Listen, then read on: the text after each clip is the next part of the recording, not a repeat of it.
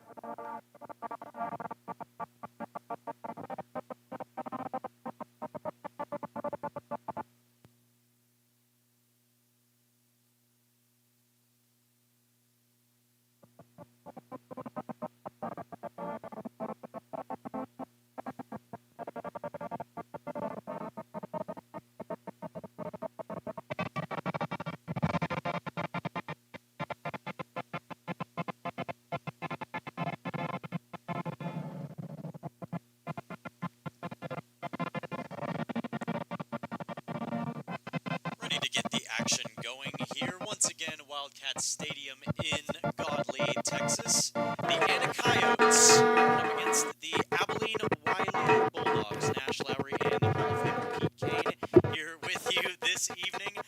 The Coyotes coming off of a 45-10 win over Colleyville Heritage. Meanwhile, Wylie coming off of a 46-10 victory over El Paso Andrews. Pete, both of these teams sporting 7-game win streaks. Absolutely. They come in on paper looking very, very similar, especially when you compare the quarterbacks. I think what we're going to look for tonight is a really exciting game. I think it's going to be a lot of fun. We're going to have a lot of action. It's great weather for it. It can't get any better than this tonight. It's just above 50 degrees out there. Very minimal wind, actually zero wind here this evening. Ready to spot this one up. Wylie Bulldogs 9-1 on the season. Coyotes are 8-3. However, that doesn't tell the whole story when you look at their schedules. Absolutely not. The story of the schedules is the strength of the schedule. Where Wylie comes in with a 12.6 strength of schedule, Coyotes are coming in here with about a 26, 27 points strength of schedule. The higher the number, the much harder your schedule. Just our district alone is enough to make it a very, very tough schedule. So this is by far the most difficult challenge that is going to be posed to the Wylie Bulldogs so far this evening. We have the kickoff. Coyotes looking to return it. Edward Chumley is the ball carrier, as he will be all evening before he is tackled at the 40-yard line by Joshua Cole, senior safety for Wylie, and out comes the Coyote offense and Zy Williams. Yeah, I think we're going to see a lot of Chumley running on this, but I don't know. Every time I see what I think is going to happen, Seth will decide to do. We'll see what he decides to do this evening, but to establish the run is the best way for us to get going tonight. Zy Williams has been averaging about 236 pass yards per game. He had 28 total pass touchdowns in the regular season and had one pass touchdown last game against Colleyville. There's an immediate jump by the lineman across the line of scrimmage. We'll wait to see what the call is. By the looks of it, since there's not an immediate thing, and there is the false start call. First play of the game, Pete. A little bit of a hesitation on the snap there. I don't know if maybe they weren't on the same page or what, but it looked like he was ready. A tick later, that's when he got the snap. So when the lineman jumped. So for this next play, they're going to bring out Edward Chumley. Chumley heads to the bench. They're going to bring in Michael Kennedy. So now you've got 5 receivers set up, 3 on the right and 2 on the left for Zai to work with. Once again, another jump. There is no flag. He stayed in the neutral zone. And the first target of the game for Ashton goes down on the ground.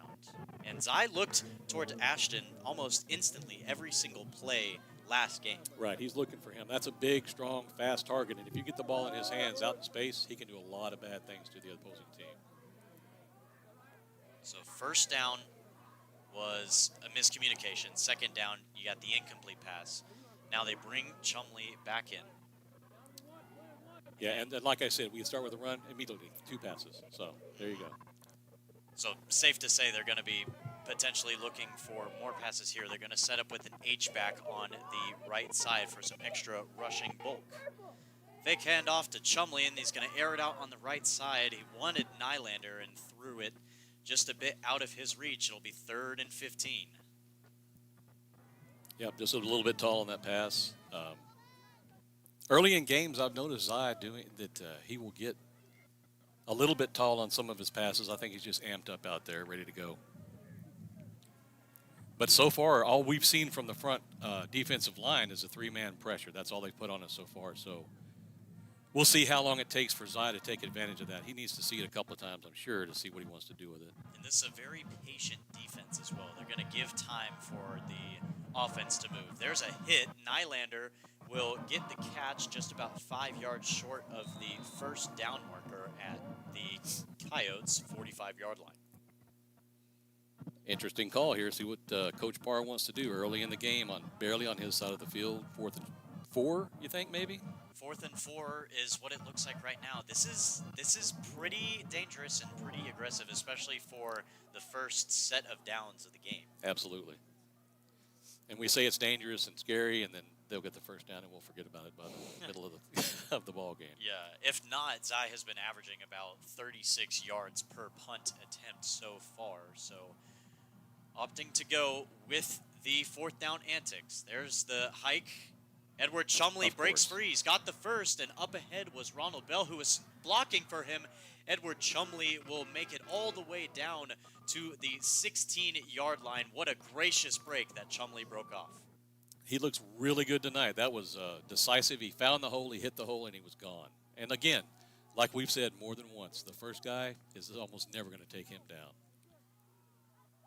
So the aggressive effort on the first 4th down of the game proves great for the Coyotes, as now they're in the red zone. Ashton Ansley lined up all by his lonesome on the left side to hit him in a slant route, and he will be brought down just barely short by Andre Jerpy, the premier cornerback for Wylie.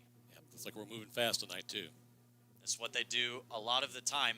Set up with that quick play in the red zone. They're going to get a little bit of a hike. There is a flag down, as it was pretty evident that a lot of the purple Wildcats were... Bulldogs.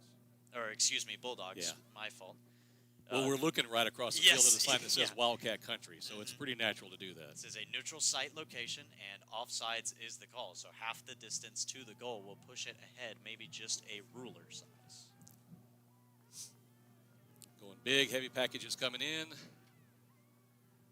Yeah, you can see Cash Williams coming in, Marcos Rivera, as well as Zay Gentry coming into the game. Ronald Bell will go out. Man, just so much adjustment in this one, going with exactly what you said, Pete, some size.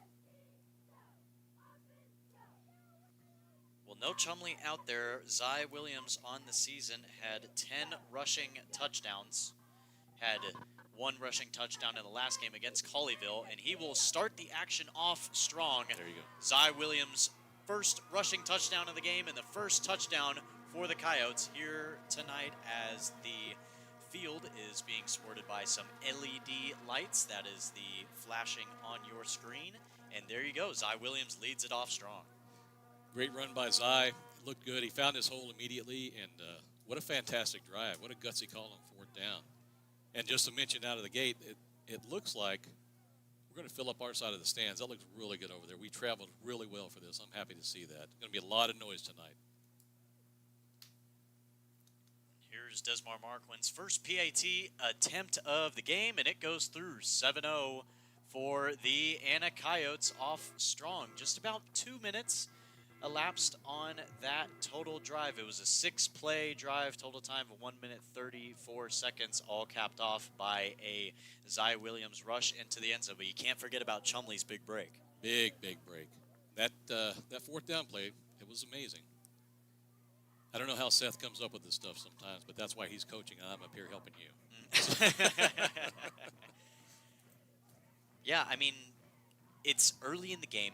You don't get as much time that a lot of other teams would feel is absolutely necessary to scope out the defense and realize what the swaps are and what the reads are. Right. And in your own territory, granted they were on the 45, but on your own territory to go for that kind of play. Yeah.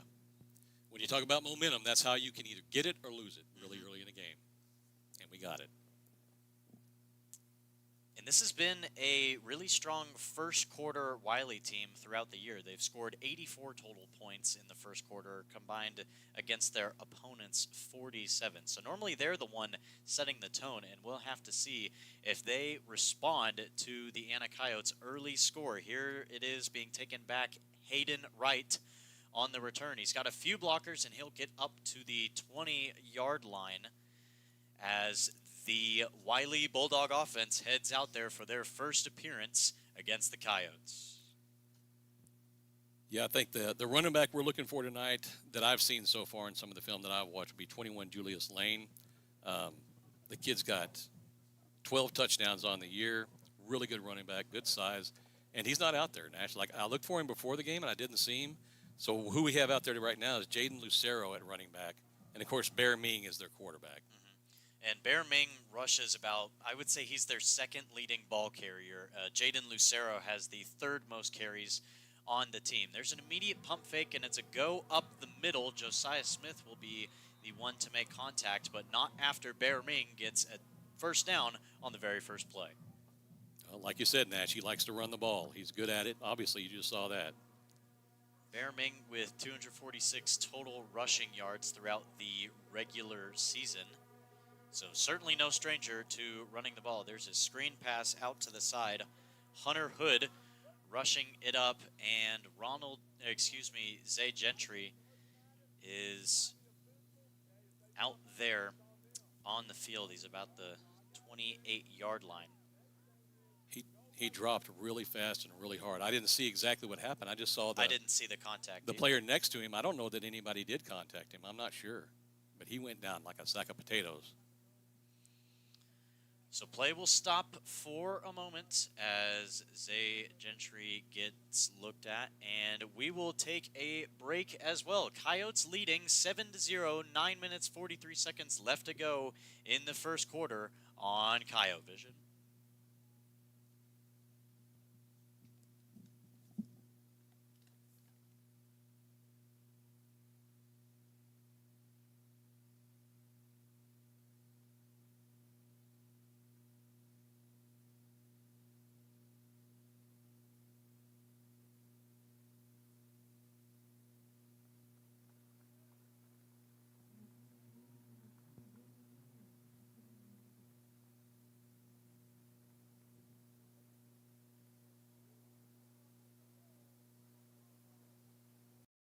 At Adon Complete Air Conditioning and Heating, we care about the air our hometown breathes, ensuring your family's health and comfort. Just like we support our local Coyotes, we're your hometown HVAC team, always here for you. And with the cold around the corner, don't forget our fall safety check special, keeping you cozy all season. Join our maintenance plan for only $12 a month per unit, peace of mind and priority service year-round. Adon Complete Air Conditioning and Heating, where quality, community, and comfort come together. Let's go Coyotes. Back again for the action. There's a rush up the middle, and converting for the first down, Jaden Lucero, his first rush of the game, yet another first down. 2 first downs coming from the rush. I think we're going to see a lot of that tonight. They like to take the ball and pound it right up the gut. And with a 3-4 defense like we run, that's your softest point, so we're going to have to firm that up. Yeah, they definitely prefer the rushing game more to their passing game. That doesn't mean you should slack on their passing game either.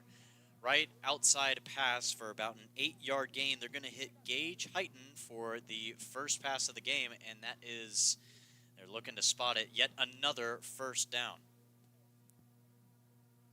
So Gage Heighton, that's their top receiver on the year. 43 catches in the regular season for 10 touchdowns. He averages just over 70 receiving yards a game. Once again, they hit Gage, and Gage is going to break 3, or so we thought, before he is grabbed down on the close sideline. That looks like Troy Harris. Troy Harris, the sophomore defensive back, with 1 solo tackle against Walnut Grove. That was his only tackle of the year, just secured his second. Another rush up the middle for Jaden Lucero, and he will gain about 8. But, man, talk about Troy Harris guarding the leading receiver on the other side for Wylie. Definitely something to keep an eye on. And that's what they're doing. They target Gage again, and that ball is going to be incomplete. The catch was made, but a foot was out of bounds. So already 3 targets on Gage Heighton, and Troy Harris is certainly going to have his work put out for him. 3rd down. Big play. We'll start hearing the horns now. Yep. 3rd and 2.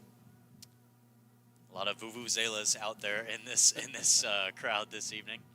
Hand off Lucero. He breaks 3 for a first, and Martin Brown will get a little bit of contact. We'll see if he made it in. They'll stop him just short, but regardless, Jaden Lucero getting much more than what was necessary for the first. He sets them up on the doorstep of the end zone. Kid's very, very quick, very aggressive, hits a hole right now, goes north and south. Set up for the play. They've got 1 extra lineman in there, 3 receivers. Once again, Lucero on the right side. And taking it himself, yes, he will get there. So mark down the first touchdown of the game for Wylie. Bear Mang with a rushing touchdown, and that's exactly what they like to do when they get into the red zone, Pete. Absolutely. Inside the 10-yard line, every one of Bear's touchdowns this year, all 6 of them, when he's rushing the ball, the longest he has is 9, and it goes 7, 3, 1, 1, 1, and now 1. So it's what they do. It's what he does. And I think that they were ready for it. He was just really strong and ran a really, really good run. Yeah, now you got the dual threat with Lucero. The play clock is counting down from 9. They just got the extra lineman in there. The linemen are not set up yet. 4, 3, 2, 1. Here's the PAT, and up and good. So some nice communication under pressure from Wylie as they even the game up. 8 minutes left to go in the first. So the question is, send that defense over to the sideline, get with Coach Severe, and see if they can figure out how to plug that run up the middle. The little out passes, that's something I don't think that can really be sustained, but running it straight up the gut, that can be sustained, and we need to deal with that as soon as possible. And you brought up a really good point before we went on the air. The pass offense of this Wylie Bulldog team is extremely effective whenever the rush offense is doing their job as well. Absolutely. If they can bring the safeties down a little bit, or make the corners just look into the backfield to see what that quarterback and running back are doing, that gives them the edge as far as throwing the ball out on the edge. And it looks like the main challenge for the Coyotes is going to be managing the rush and limiting the extensive gain on the rush while also taking into account the passing capabilities. Yes, sir. And when you look at Bear Mang's passing on the year, he completes about 66% of his passes, 24 passing touchdowns, 2,228 total yards in the regular season. And that sounds a lot like Zy Williams. In fact, it's the exact same completion percentage and just barely 20 yards more. Interesting kickoff there. A lot of motion. They hit it down to Zay, and he bobbles it, but it'll pick up at the 15. Is that Zay? Yeah, that's Zay Gentry on the return, so he'll spot them at the 25. Well, that's pretty encouraging since he went off the field barely able to use his leg. Mm-hmm. So glad to see him back on the field. That's great. And I think they missed out on him in the previous defensive drive as well. So early recovery for Zay Gentry while we took that commercial break. And now the second chance for, maybe not second chance since they, scored pretty effectively in the first drive, but the second time out there for this Coyote offense led by head coach Parr. Zy Williams with Chumley on his right. Chumley will move out. It's a screen pass and the ball thrown just barely too far ahead of him. So incomplete pass on the first down.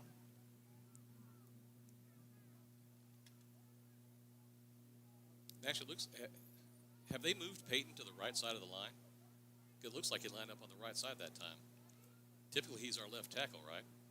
Yeah, exactly. You've got Lashemnianti lined up on this left tackle, as well as, I believe that's Jesse Vasquez. Dylan Jeffers still in there. There's a pass outside to Ansley, and Ansley will cut in and get some extra yards after the catch. Nice move, shifty move from Ashton Ansley for the first. Yeah, but to go back on that, Peyton Miller is on the right side. He's been a left tackle all year. That's very, very good catch. Well, it's easy to see him. He's huge. Yeah. And I think that's because of number 0, Garrett Allison. We'll talk on him in just a bit. The same pass out to Chumley as they did the first time. Ronald Bell once again setting a great screen. Chumley will get the first down. Great first catch for Edward Chumley on the night.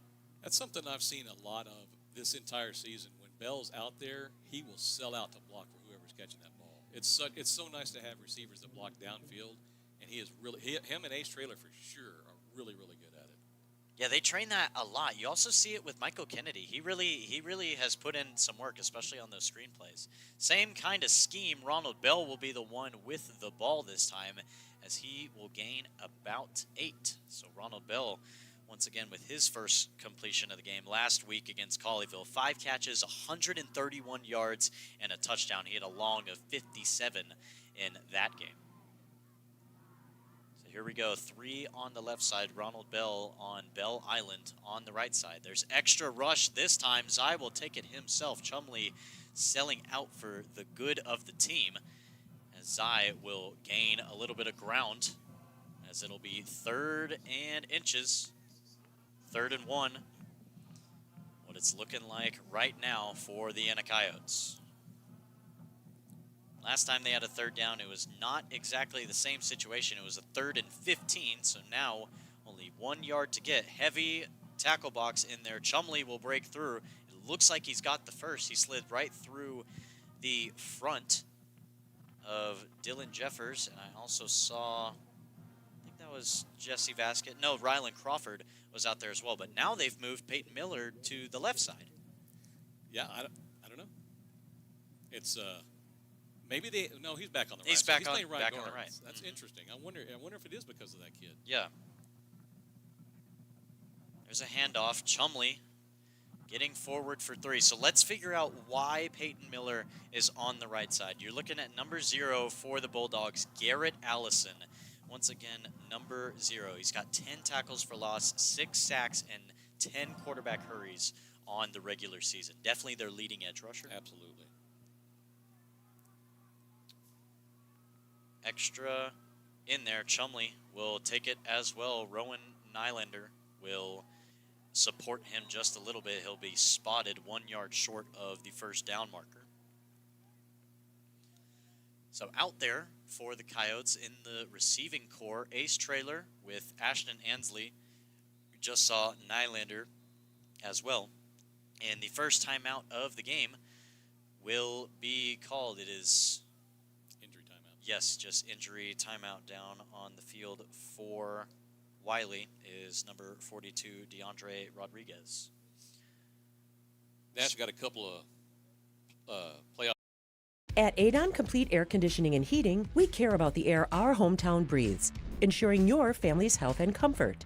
Just like we support our local Coyotes, we're your hometown HVAC team, always here for you. And with the cold around the corner, don't forget our fall safety check special, keeping you cozy all season. Join our maintenance plan for only $12 a month per unit. Peace of mind and priority service year-round. Adon Complete Air Conditioning and Heating, where quality, community, and comfort come together. Let's go Coyotes. You are not a number. You're not a 2 o'clock appointment.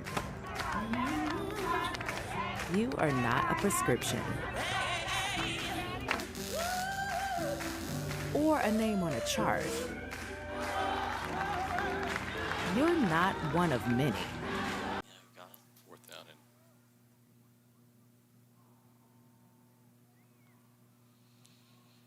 Back here in Wildcat Stadium, Nash Lowry and Pete Kane. Tackle for loss on the previous play. It was a pass out to Chumley on the right side that was not converted, so it'll be a 4th and 3 coming up for the Coyotes. They're already 100% on 4th down conversions so far this game. free play. There's Chumley, or excuse me, Ace Trailer will get the pass completion out to left side, and we're seeing a lot of jab steps basically being thrown by this defensive line for Wylie. I'm not sure what count Zai is using tonight, but it's a little bit different. It's a tick off, and I think it's really affecting their defensive linemen. Now, you won't get a bunch of offsides all the time, but what it does is it makes them have to hesitate for a half a second, gives you that time to do what you need to do. And you can guarantee with this going on the whole night, there's bound to be something. And Chumley breaks up the middle for something. Chumley down at the 2-yard line, but what a gain off of the 4th down conversion. Chumley once putting them on the doorstep, and they're going to go with the quick snap as they always do. Ashton Ansley over there on the left side all by himself with the trio of receivers on the right side. Ansley on the fade route. He has the height advantage and he has the scoring advantage. Ashton Ansley will get the fade route touchdown after being thrown down by his, it looked like Grant White was on the coverage. Excuse me, no, it was Andre Jerpy. So Ashton Ansley gets the receiving touchdown on Andre Jerpy, a Melissa Feed and Seed Coyote touchdown. Sorry, I didn't mean to have an exclamation there, but that was just a little bit late on that toss down by the defender. So great catch, great high point, way to go up and get it from Ansley. Good ball by Zai. Yeah, and we were talking about Andre Jerpy. That's very important to mention. He's their premier defensive back. He's got 7 pass breakups with 2 interceptions on the year. He has their only defensive touchdown, a pick 6, which he ran that one for 69 yards. Marquin's second PAT attempt of the game, up and good, 14-7 for the Coyotes. 3 minutes 44 remaining in the first. A 12-play touchdown. And yeah, 12 plays on that drive, converted to 4th down. So Coyotes 2 for 2 on 4th downs this evening. Total run time 4 minutes. You are not a number. You're not a 2 o'clock appointment. You are not a prescription. Or a name on a chart. You're not one of many. You are one of one.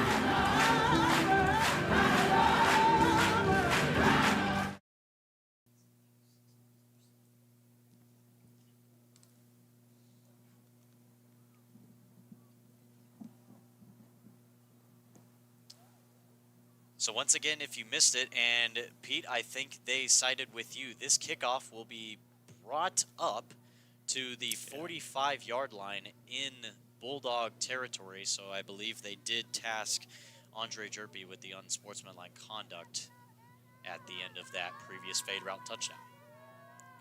So now, could this present an opportunity for an onside kick? If you're going to do it, this is where you do it. It's not really something we do a lot of, though. I don't even think it's something that we really work that much on.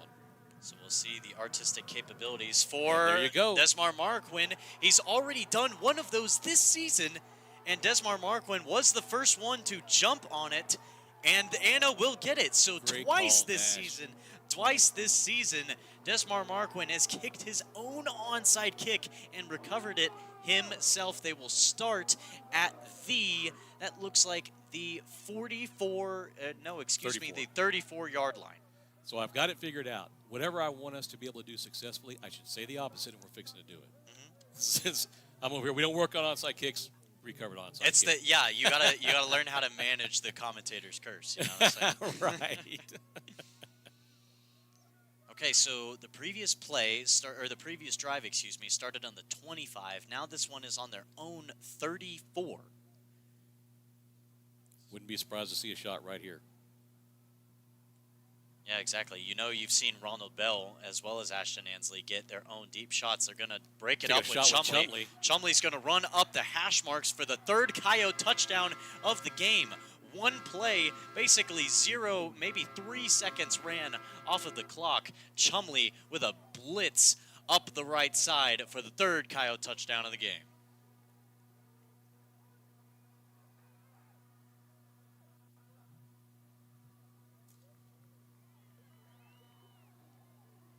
Chumley split right through that right guard, right tackle spot of the lineman, and once he slipped through and he had those hash marks to run across, he broke through, and nobody was able to get him. Desmar Marquin, fresh off of his hot onside kick. It's the PAT. Coyotes definitely taking advantage off that unsportsmanlike on Andre Jerpy. Absolutely. That was a great blocked up play. So now I'm kind of understanding our running to the right, because Peyton Miller's over there at right guard. I would run behind, well, I'm not running anywhere, but if I had a running back, that's who I would send it behind, is Peyton Miller. Mm-hmm. Take advantage of Hutchins Plumbing and Air Conditioning's Fall Startup Special. From now until December 31st, you can get a complete check on your heating system for just $79. Right now is the perfect time to let our expert technicians check the efficiency, reliability, and safety of your heating system. So call today for our $79 Fall Startup Special. We'll ensure you stay warm and relaxed all winter long. Hutchins Plumbing and Air Conditioning. Get it done right.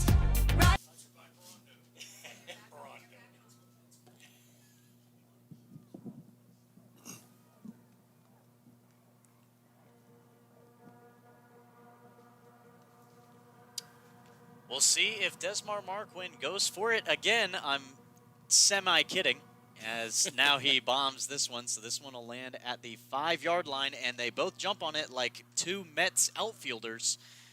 And this one is going to be returned pretty healthily, as the returner Hayden Wright, his second return of the game, will get them a healthy gain. They'll start at the 36.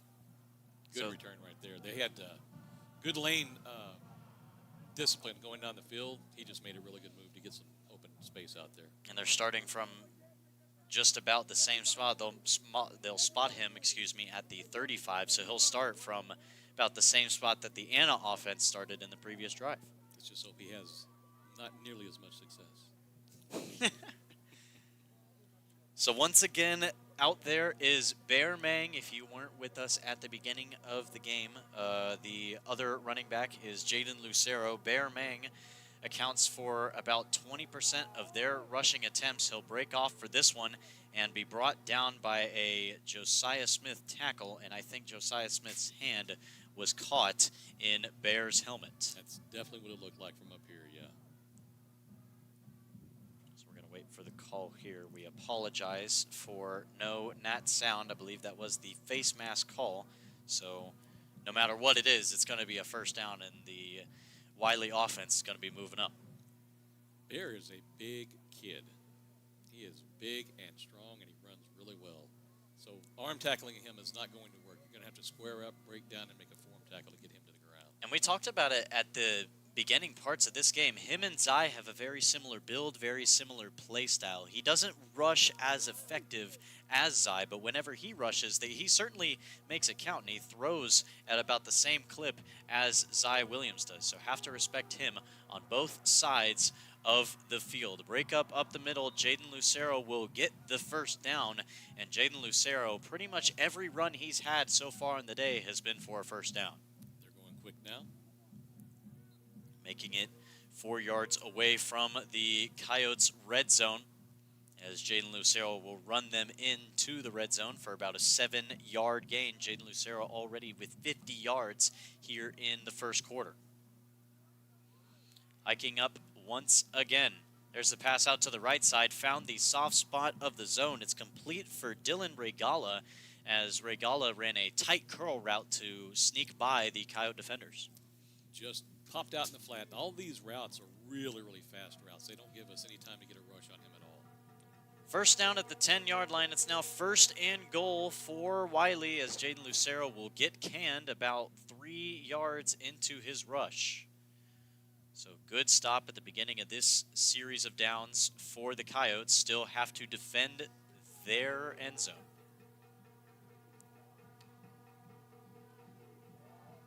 Lining up with the same play. It's going to be a fake, actually. The ball is completed into the end zone for a Wylie touchdown. It looked like Jordan Lockett completed that one, unless I saw differently. 32 or 22? I saw 22. So Dylan Regala with the receiving touchdown for Wylie. That's his 5th touchdown on the year, his 5th receiving touchdown on the year throughout the regular season. 28 catches for 430 yards, and Wylie is scratching back in the first quarter. 21-14. Coyotes are still leading in this one out here in Godley, Texas. In the heart of our town, where tradition meets progress, lies a bank that understands the value of community. Texas-owned, Texas-run, Texas values. We're proud to be a part of our vibrant Anna community, making local decisions that matter to you. We will always be Texans, committing to serving you with integrity and dedication. Experience the strength of a true community bank. Texas Bank. Local decisions, local people, local bank.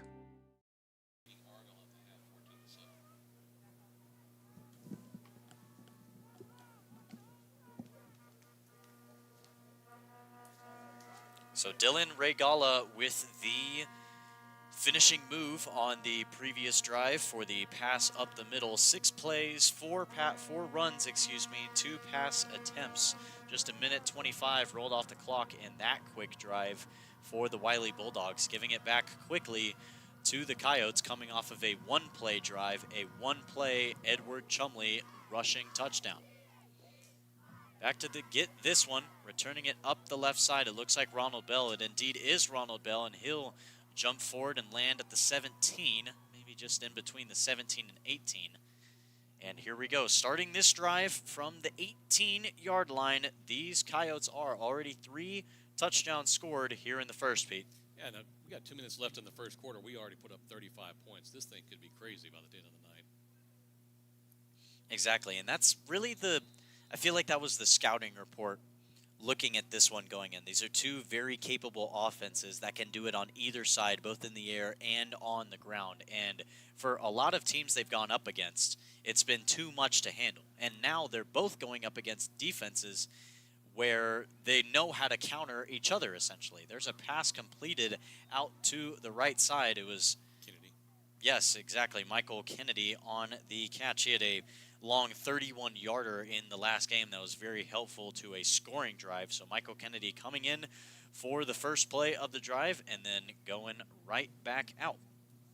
So just to detail who's out there, Lashem Nianti, Jesse Vasquez on the left side, Dylan Jeffers up in the middle, then Peyton Miller in at right guard, and then that looks like Rylan Crawford in at right tackle. Pass complete for Rowan Nylander out on the right side. Nice throw there. Accurate hard bullet from Zy Williams, and that will land them just barely short of the first down marker. 3rd and a banana. Maybe. Maybe a half-eaten banana. Yeah.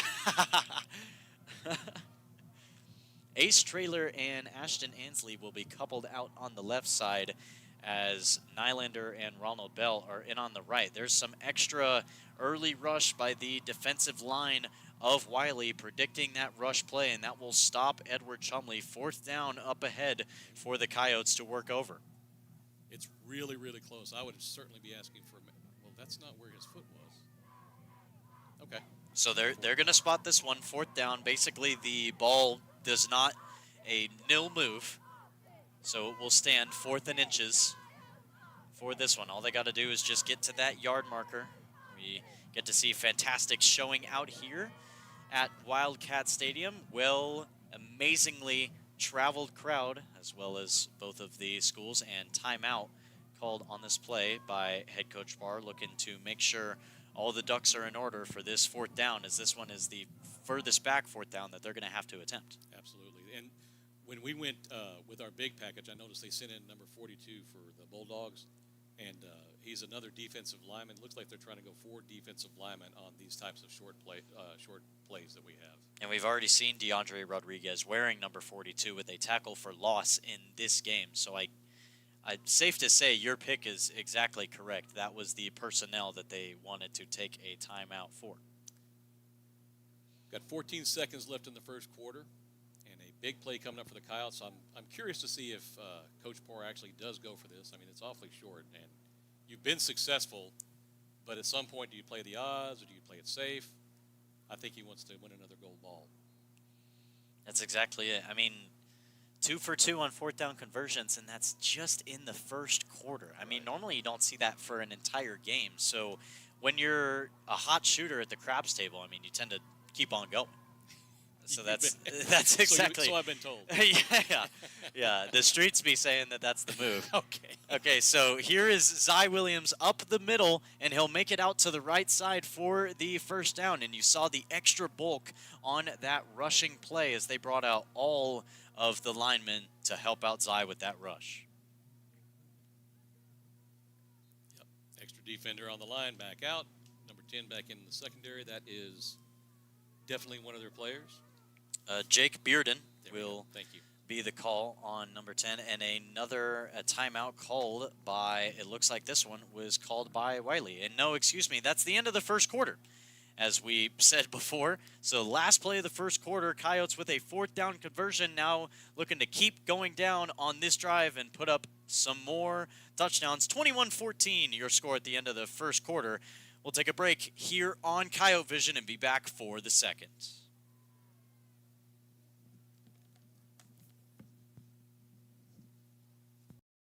At Adon Complete Air Conditioning and Heating, we care about the air our hometown breathes, ensuring your family's health and comfort. Just like we support our local Coyotes, we're your hometown HVAC team, always here for you. And with the cold around the corner, don't forget our fall safety check special, keeping you cozy all season. Join our maintenance plan for only $12 a month per unit, peace of mind and priority service year-round. Adon Complete Air Conditioning and Heating, where quality, community, and comfort come together. Let's go Coyotes. You are not a number. You're not a 2 o'clock appointment. You are not a prescription. Or a name on a chart. You're not one of many. You are one of one.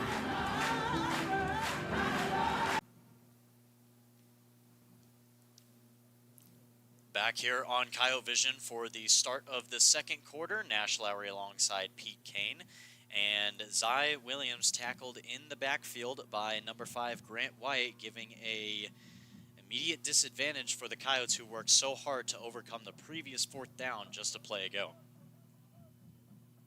3 receivers on the left side, Chumley on Zy's right. Ronald Bell is all alone here on this right side, and some pre-snap malfunctions, I believe. And delay of game called on the Anna Coyotes as the play clock ran all the way out. Well, a difficult down just got much more difficult. That's certainly not what you want to do. You're going the wrong way. So it's just about 10 yards to get to the previous line of scrimmage. So one 5-yard tackle for loss, and then a 5-yard penalty, making this one 2nd and 20 to work over. Here's a snap. Zai looking deep upfield. It's a screen pass, and Chumley goes across the middle, and he'll work his way up just beyond, 2 yards beyond the previous line of scrimmage. So 3rd and 7 coming up for the Coyotes. Great play and great design for the Coyotes. Interesting play. It looks like they had Chumley coming across in a drag route, but he was in our backfield running a drag route that turned into a screen. Very, very neat concept. I don't think I've seen that this year. Yeah, it caught me off guard because I thought it really gave deception of a deep pass. Right, and absolutely. Running the route in the backfield certainly didn't look like the Wylie side of things was prepared for that one, as pretty much nobody else was. So 4 receivers on the right side for Zai to work with. He looks over for Ansley on his own, and Ansley with such a crisp route that his coverer, Garrison Callis, was barely able to keep up. No, his coverer was Blaze Ruffin. But anyway, God, what a strong route for Ansley. Absolutely. To get that open that quick is very, very impressive. The kid's got a tremendous amount of skill, obviously. We've seen that all year long. And he's looking to really showcase what he can do through this playoff run. And a lot of his routes as well have been posts or anything going deep. So whenever he made that hard of a cut to the out, his defensive back was not ready for it whatsoever. Zai Williams back to pass. There's a quarterback hurry. He knows how to manage out of it, though, and he will get bumped up like a bumper car all the way past the first down marker. And what a play. What a series of downs for the Coyotes. The guy knocked him into the first down. He did. He went about 1.5 yards in the air. That's a Heatherly All-State Coyote first down for Zai Williams.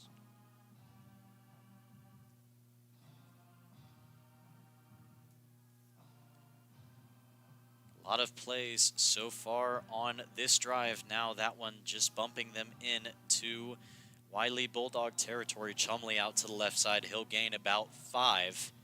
And Edward Chumley is throughout this season has been averaging just about 7 yards per carry. He had 8 yards per carry in the last game against Colleyville. But now we're seeing, with the outlier of the previous nearly 50-yarder in a drive, they've done a decently good job at containing his short runs. Yes. He's still going to be looking to make that cutback when he hits it, but they have been very effective in shutting that down. Pass complete to Ronald Bell. Ronald Bell will secure the first down. The 10th play of the drive, a Ronald Bell about 15-yard gain. So now standing at the 29-yard line. RBJ with another catch and a great little jump cut right there. Get him an extra 4 yards on that play. Cut back inside. We saw Ashton Ansley do that on the sideline, and that got him about 8 bonus yards. So yards after the catch secured for RBJ. Set up on the right hash mark. A lot of space to work with on the left side. Zai's going to do exactly that, using his space. Ace Trailer's blocking for him, and he'll jump forward. I think it'll be a gain of about 2, and they will mark it so. So 2nd and 8 after Zai Williams scramble. They're doing a good job of running a cloud across the middle of the field right there, and he got 2 or 3 pairs of eyes watching number 8. If he goes on the left side over there, that defensive secondary starts looking at him. If he comes to the right, that side starts looking at him. So they're definitely spying on him, looking for him to run. Longest drive of the game for the Coyotes. Of course, they've set a pretty low bar for themselves, but 12th play of the drive, and having to overwork a tackle for loss and 2 penalties, converting a long 4th down conversion. Now wanting to get into the red zone after Chumley had difficulty getting out of the backfield, and tackle for loss by the Bulldogs. 3rd down and long again for the Coyotes. Let's see what Coach Parr can dial up. Interested to see how we work Trailer into this play calling mix tonight. So 3rd down, and they brought out, DeAndre Rodriguez has been taken out. He is on the sideline. So now I feel like he is the key to whether it's a blitz or whether it is a pass defense. And indeed, not Chumley, a break down the sideline that looked like Michael Kennedy will get the touchdown for the Coyotes after shaking multiple tackles. Melissa Feed and Seed Coyote touchdown for Michael Kennedy on that great run. Great pass. Gosh. It was a great run out after he caught it. That Kennedy is amazing. He's so deceptive with his speed, but he got to the edge over there, and the safety was looking at him, and then he was gone. Safety had no play on him at all. It was really, really quick. Good play by the Coyotes. Did a great job staying in bounds as well with all of the bombing pressure coming in on the sideline. Marroquin's PAT up and secure. 28-14. These teams going tit for tat on touchdowns. Coyotes scoring on every single drive so far in this game. Just about 1.5 way through this first half. At Adon Complete Air Conditioning and Heating, we care about the air our hometown breathes, ensuring your family's health and comfort. Just like we support our local Coyotes, we're your hometown HVAC team, always here for you. And with the cold around the corner, don't forget our fall safety check special, keeping you cozy all season. Join our maintenance plan for only $12 a month per unit. Peace of mind and priority service year-round. Adon Complete Air Conditioning and Heating, where quality, community, and comfort come together. Let's go Coyotes.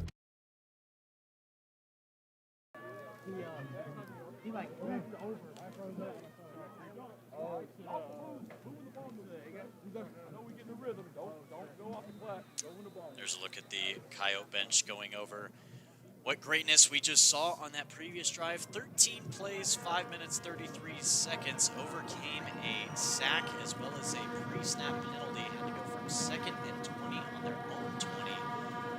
Working it all the way up the field. A lot of runs in there, but a lot of passes as well. All capped off by a 30-yard Michael Kennedy maneuver. This will be caught on just about the end line, getting their first tackle down on the 16-yard line. Rowan Nylander on the special teams work. Nylander got there quick, and he broke down, and he made a really, really good tackle right there. That was good form tackling on his part. And I've noticed that more than once on a kickoff for us. We will really maintain discipline running down there and getting to the ball and breaking down and making tackles. Is this going to be one of the first drives of the game without the starting running back, Jaden Lucero? It's only Bear Meng in the backfield right now. 3 receivers on the right for Bear, as now they bring in for a fake motion play, and Bear will break up the middle for about 6. 2nd and 4 off of the early run by Bear. So the fake jet sweep that time gives him an opportunity to break across the middle. What they're doing is, when they do that, they're trying to get that middle linebacker to just take a step. Once he takes a step, he's got a little bit of a lane. And you can tell that because he broke right up the middle. So that's exactly what they were looking for. Bear Meng once again up the middle. This time Ryan Satsumi will be the first one with the contact, but Bear Meng forward for the first. I wonder if they're going to continue to do that all night long. That is... that's your starting quarterback, so I know that I would not want to be running my starting quarterback like that. It's what he does. So he's basically another running back out there that can throw the ball pretty well. So here is the first rush of the game. It's going to come from Jagan Smith, the senior. Jagan Smith so far on the year during the regular season with 5 carries for 88 yards and 1 touchdown. So the first reps of the game for Smith. He gets about 4, sets them up for the next play. They've got a lot of support here on that right side with Smith on the right as well. Yeah, and okay, so we're seeing now George Rogers, I think, was lined up in the neutral zone, guarding Dylan Regale. Here's some of the Coyote fans that came out and traveled. It's about a nippy 50 degrees out there. So we'll see what the call is. I'm definitely discussing this for a minute. They're looking to see where the line of scrimmage is at, whether it's, okay, yeah, so this will be a penalty on the Coyotes. And great spotting up here as George Rogers was lined up in the neutral zone. That's a shame, too, because we had that tackle in the backfield for a loss right there for the first time all night that I can recall. So the 2 left receivers are going to be lined up together like dominoes. It's a fake over to the right side. Bear will grab the first, and he lands himself just at the 50-yard line at the Godley logo. So here's the challenge for the Bulldogs. To sustain a drive from your 15 all the way to the end zone is very, very difficult to do. So we'll see if they can pull this off.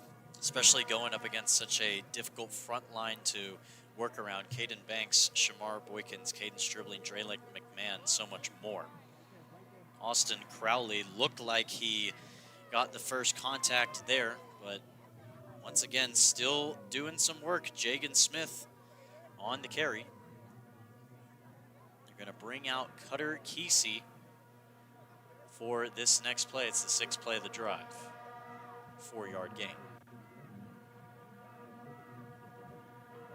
They've been swapping out that H-back over there. That's where Kesey is right now. They've been swapping them out pretty regularly. Pound up the middle and immediately brought down. The ball looks like it has come loose. I thought the strip fumble came from Caden Banks. That's who I saw over there first. I believe you're right. Let's get in on there. And Caden Banks with the caused fumble to give the Coyotes the ball back at the 48-yard line. Uproarious Coyote fans all the way out here and a very long distance away from Anna, looking to see some great success on the defensive end. Yep. Crowley come out of that. Banks caused that fumble. Crowley came out of there with the ball. Just a great effort on both of their parts. And like we discussed last week, Nash, you cannot make turnovers in playoff games and survive. You've got to keep it clean. You've got to settle down, not make mistakes. That can really, really hurt you. And that offensive line, even with the extra bulk of the H-back, just really collapsed. Everybody is deep. Everybody is beyond 20 yards on this play. Zai looking to scramble. He has a lot of open space on the left side. He'll cut back in and get down at about the 35. I thought I saw Lashim Nianti clear out a lot of space for Zai to work. He collapsed down that left side. That defensive end was on the edge out there, making his way around. And as soon as he committed to that, he just took him completely out of the play. Great block. There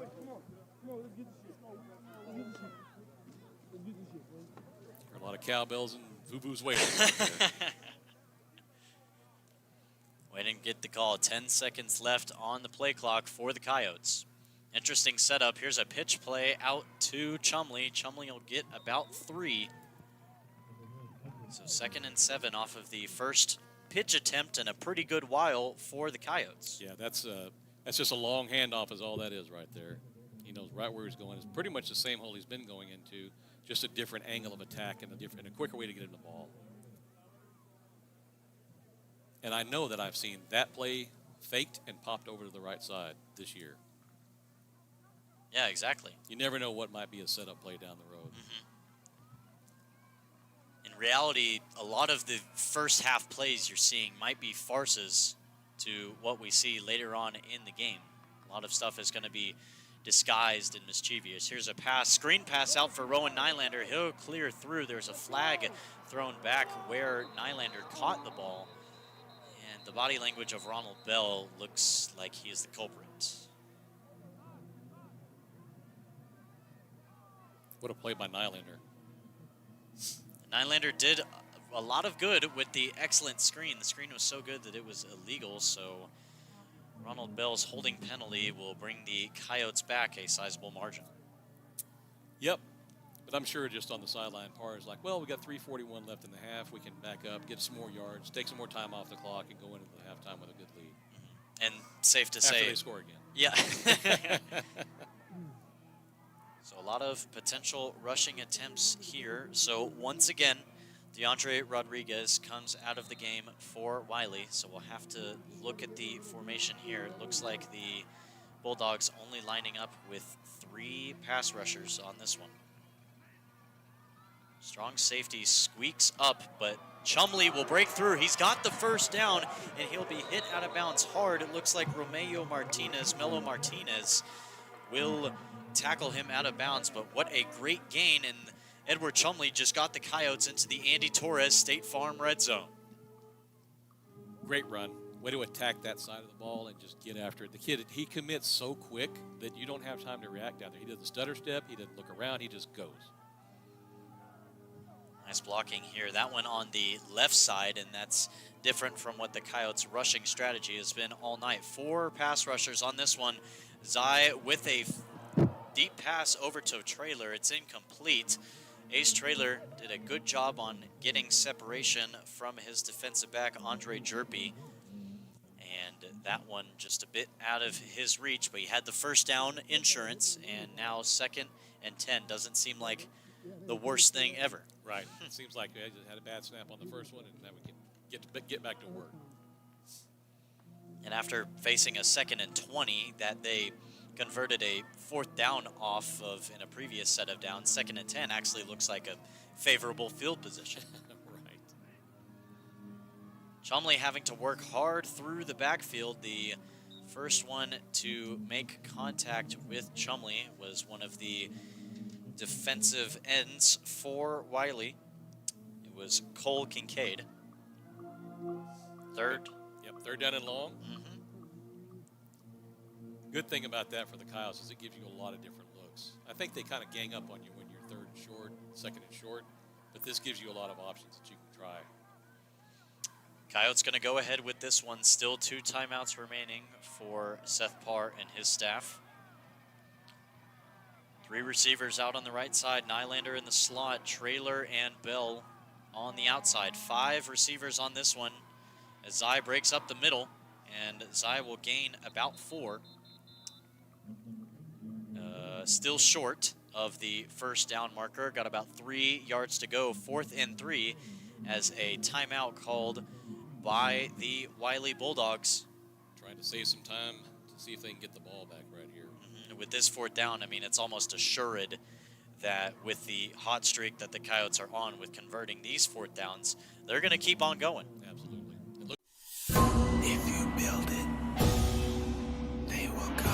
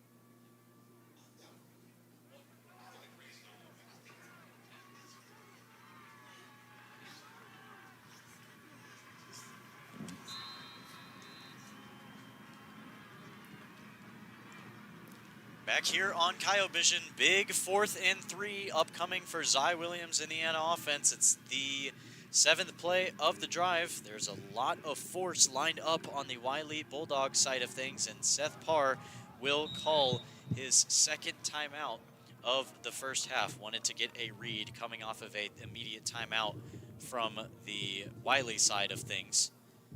yeah, absolutely. Trying to see what they're trying to do defensively, and he can match up with it. It's a chess match for guys of that caliber, these kind of coaches. That they're just trying to play off of what the other coach is doing.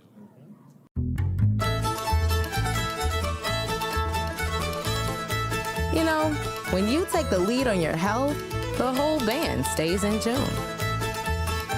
Come on, it's showtime.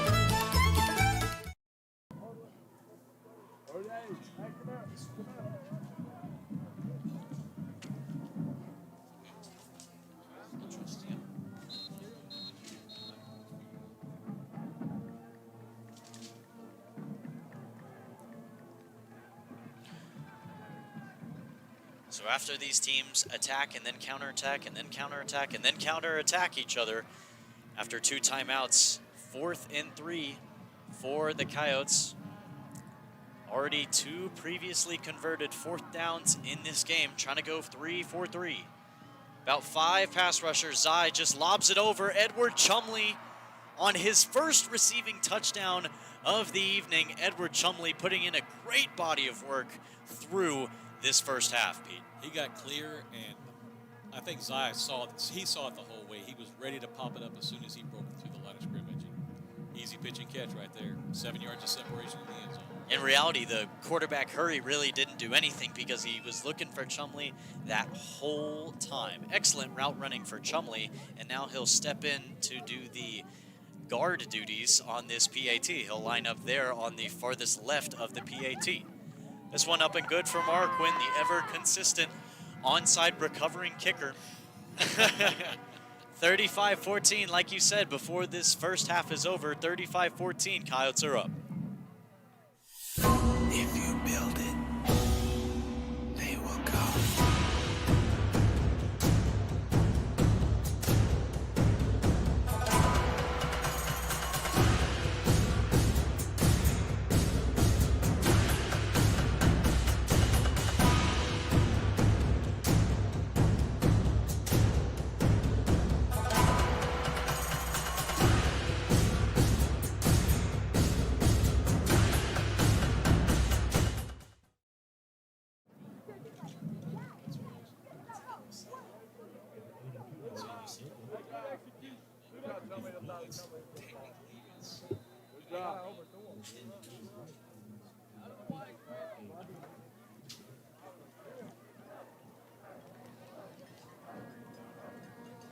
Back here on Coyote Vision, just a little bit of us deciphering between the exact route that Chumley ran to cap off that previous drive. Edward Chumley with a receiving Melissa Feed and Seed Coyote touchdown to put the Coyotes up 35-14 here on this first half as Wylie takes the touchback, ready to start on what could be the last drive for Wylie in this first half. Might be the first touchback of the game, I think. Yep. So I will tell you that it is a shocking stat for me right now is being 3 for 3 on 4th down. That's really unusual.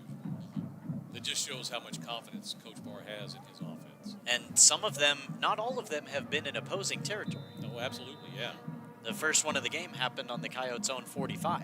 Yeah, a minute into the game. Yeah, yes, Waste exactly. any time. In the first set of downs. Yeah. Okay, Jaden Lucero back in at running back for Wylie. There's a wide open pass. He will hit Hunter Hood.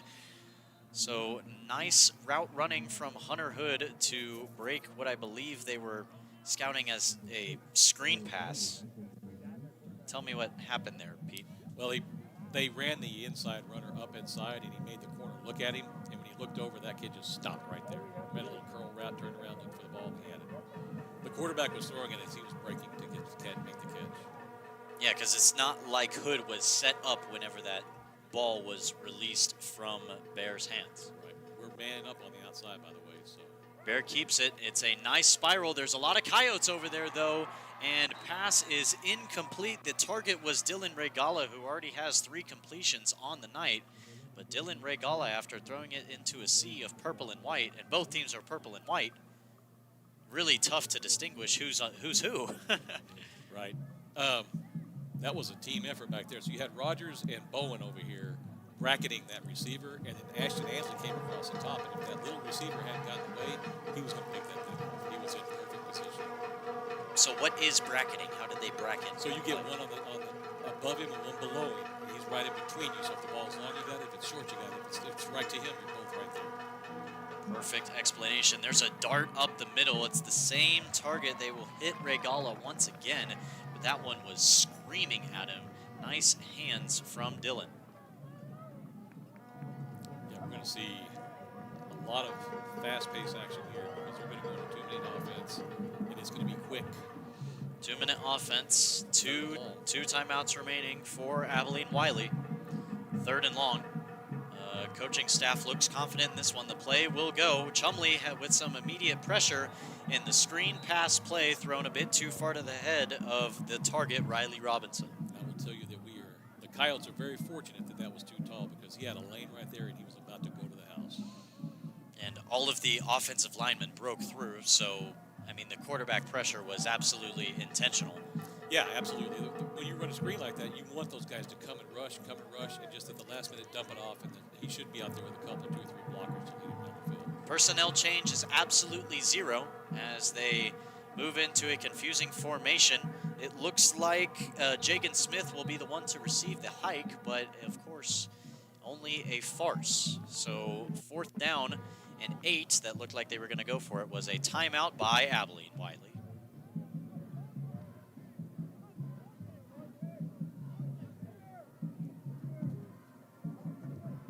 Yeah, that was a really odd formation, the way they set up there. That looked.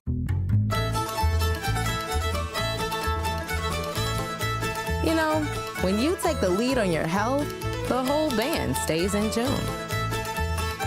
Come on, it's showtime.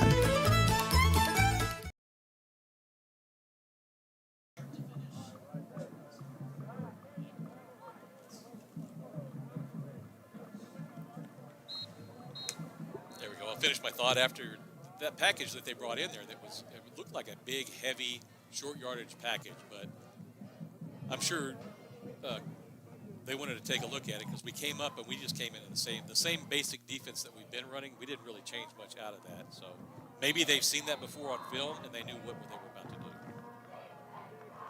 do. And it looks like Wylie's going to keep with the same personnel on this strong, big package. 4th down and 8. Okay, so that's a single wing. That's a running formation that is really popular back in the 50s. Now it looks deep. The quarterback, the punt is away. The punter, Bear Mang, so that was the quarterback. I was correct. Takes a friendly Coyote bounce as that one landed at about the 23 and rolled back up to the 26. That's the result of our first punt of the game, which is shocking to me with 1:35 less than the first half and 49 points on the board. I guess it shouldn't be too shocking to me with that kind of score. But it was an effective punt, got us back. We still have a minute and a half left and a timeout, so we'll see what Coach Barr wants to do. And with that situation, you explained it really well. With this certain deficit in your own field, there's not enough time and enough grace to try and attempt that far of a 4th down. Right, of a 4th down, absolutely. That would be, I mean, very real chance of us getting the ball at midfield. Michael Kennedy, excellent route run. There is a flag thrown down. It looks like Dylan Jeffers and Abilene Wylie Cole Kincaid got into a little bit of a scruffle. Jeffers is very animated with his helmet off. I'll wait to see what the penalty is. Hands to the face. Hands to the face on Cole Kincaid. A Texas Bank overdraft notice penalty on the Wylie Bulldogs. That is... should be a 15-yard penalty, I believe. Yeah, it is 15-yard penalty. That changes everything. We're going to be at midfield with a minute and a half left in a timeout. That makes everything completely different. And that pushed them way forward, still in their own territory, but they're on the 49-yard line. So call it Bulldog territory that immediately Cole Kincaid just pushed the Coyotes into. Technically pulled the way they're moving on the field, but you know what I mean. Ashton Ansley on the left side. He'll tiptoe down the sideline. He'll gain, look like 6, so he'll land out of bounds just about 3 yards before the first down marker, 2nd and 7 off of the pass from Ashton Ansley. Ansley's been really, really consistent tonight. Every time they get the ball up over to him, he's making that catch. So when he's making catches like that, Zai is definitely going to keep looking for him. Plus, like I said, he's a big target, and he's really easy to find on the field. Ronald Bell, Ace Trailer, and Edward Chumley are out. There's a lot of big linemen in there on this play. Zay Gentry lines up as a wide receiver. So does Ansley. Rowan Nylander is lined up exactly with Zai Williams. He'll run deep. He's looking for Ashton Ansley, who's being covered up. Ashton Ansley beats his coverer, Andre Jerpy, for the 2nd time tonight off of a huge gain. What a creative lineup by the Coyotes. Ashton makes me look like a genius right there for calling his number. There you go. So there's your highlight of the day. Ashton Ansley with 2 catches over the premier cornerback, Andre Jerpy, as the final timeout of the half is called by Wylie. Ashton Ansley looking to move forward on this Coyote drive. 36-yarder. Yep, he looked good out there. Went up, high pointed the ball, made a good adjustment against the defensive back, stopped him down, and the defensive back took it. Stop paying for overdraft fees. Texas Bank has many options to help you save that money for Coyote Spirit here. When you're ready for some good eating, you're ready for Crow's Country Cafe. When it comes to insurance, we're the winning team. Heatherly Agency. Making dreams come true, Bloomfield Homes. In your corner and around the corner, Andy Torres State Farm Agency. Call for a quote today. Serving authentic Greek food in downtown Anna at Kalamaki's Greek Restaurant. City Park, where everyone feels at home. The Body Shop, you're driving home our reputation. So after those 2 extra steps backward, Ashton turned around, found the ball, caught it, made his way down to the inside the 10-yard line. Exactly. First and goal for the Coyotes. Ronald Bell after the swat away. Nice pass breakup. Or excuse me, it was Zay Gentry. Ronald Bell's been lined up there all evening. So apologies. Zay Gentry on the play. Nice pass breakup from Riley Robinson. That was really, really tight window to fit that ball in there. He got it in there, but it was a good defensive play to bring it out. And as all eyes are being brought over to that play, there were hands being thrown and grabbed by both sides, but because Zay initiated the contact is absolutely fine. So second and goal. Zay will scramble out to the right side. It's in the same spot, and Ronald Bell was lined up there again, and guess who's lined up there again? Riley Robinson on a second pass breakup on 2 different Coyote receivers. That kid has been playing lights out there on the edge. There's a flag down on the field. It'll be on the Wylie Bulldogs. Don't exactly know what the call is, and Coach Parr is standing at the 17-yard line trying to figure out what this one is, but that will push them forward 5 yards. So it's half the distance. Was it holding? It looked like holding, yeah. So we're at the 4-yard line, first and goal. Half the distance, yep. First and 4. Trips right. Chumley on Zai's right as well. A lot of pass rushing here, showing blitz. It is so. Gonna make the pass out to the right side. Ashton Ansley with his second touchdown grab over Derby. Ashton Ansley doing it any way he wants. A Melissa Feed and Seed Coyote touchdown puts them up 41-14 after the Ansley fade. Ansley's feeling it tonight. He is really finding the ball, making adjustments, and getting clear of the defender. That play right there, that's all he did. He looked back, found the ball, stepped a little bit off the defender, made the catch, and the end zone touchdown. PAT good as always, 42-14. Coyotes are up. They didn't even have to use a timeout in that last drive. That one timeout was taken by Abilene Wylie because of third down lineup. So Coyotes now with one timeout, didn't even have to use it. 42-14. Abilene Wylie has one more shot.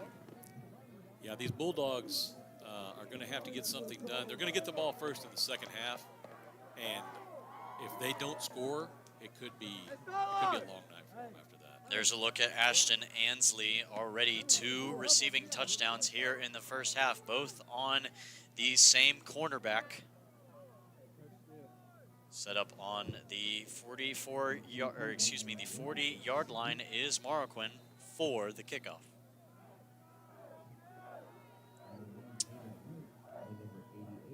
Sticking with their same routine, or at least that's what we think.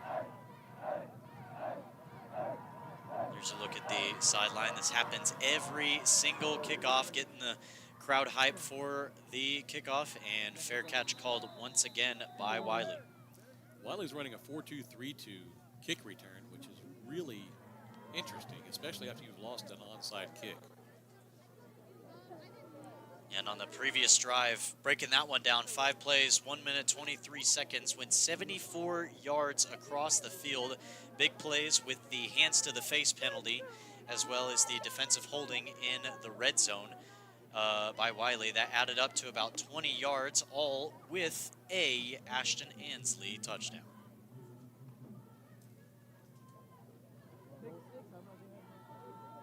Here comes the single wing. I wonder if they're going to try to start running this. Yep, right now. So here it is. The ball has been hiked. It looked like Hayden Wright was the one who got it. Yes, that's true. So the first rush of the game for Hayden Wright. He's been on the kickoff returns. So clock is winding down, but they're going to not take a lot of time between these two rushes, giving a lot of time for the linemen to clear out their space, and there has been helmet-to-helmet contact. That one was really rough between the two number ones, Chumley and Wright. Chumley got there right now. So this is a direct snap back to number one. In this offense, they can also snap it to the up back, to the side back, and they can do a spinning formation in there, whether you don't know where the ball's going. It's all subterfuge. That's all it is. They've gone to the same target 3 times in a row. This time you're seeing the true effectiveness that this can have. Chumley is going to chase him down and get there all the way. Ansley will assist him, but that rush out of bounds stops the clock at 9 seconds. Remember, Wylie has no more timeouts left to go in this one. Hayden Wright will step off of the field. So now they just use Hayden Wright in that very interesting, effective setup by Wylie. 9 seconds to go. They're lined up at the 31. 3 receivers out to the right, 1 on the left. It's Lucero back, and Seth Parr will use the last timeout of the game to make sure this defense is locked in for what could decide the difference in points or keeping the score at 42-14.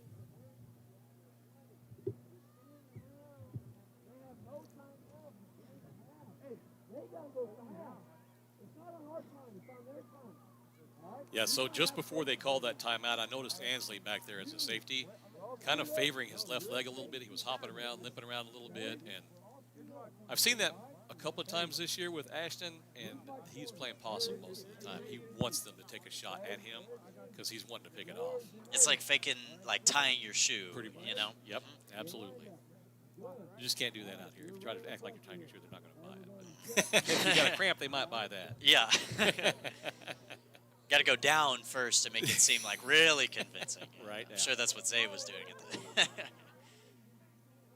So 9 seconds, you got probably a couple of plays at most you can get off here. They're both going to have to be passing plays. They can't run any more single wing right now. We might see that again in the second half, though.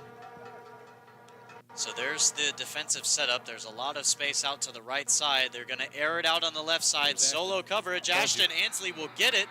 And they're going to mark this as an interception. No, they will not.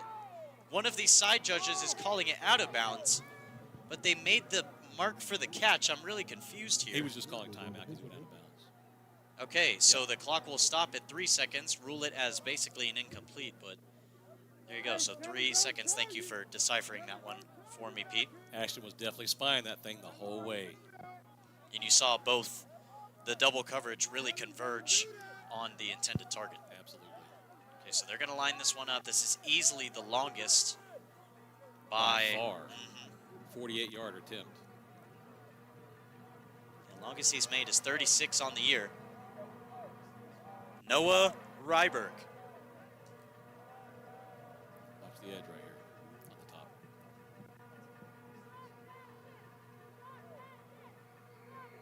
Yep. It's up. This one's going to be short. It's going to be received by Anna. And just going to let this one go. Looks like Zay Gentry is back there letting the time run out. Just being conservative with it. You know, got to make sure they track him down. As Zay Gentry ends the first half after grabbing that field goal. Field goal attempt for Abilene Wylie comes up short. Halftime is underway. Anna up 42-14 against Abilene Wylie in playoff play out here in Godley, Texas. Stay with us after the halftime. We'll be back with the third quarter on Coyote Vision. At Adon Complete Air Conditioning and Heating, we care about the air our hometown breathes, ensuring your family's health and comfort. Just like we support our local Coyotes, we're your hometown HVAC team, always here for you. And with the cold around the corner, don't forget our fall safety check special, keeping you cozy all season. Join our maintenance plan for only $12 a month per unit. Peace of mind and priority service year-round. Adon Complete Air Conditioning and Heating, where quality, community, and comfort come together. Let's go Coyotes. You are not a number. You're not a 2 o'clock appointment. You are not a prescription. Or a name on a chart. you're not one of many. You are one of one.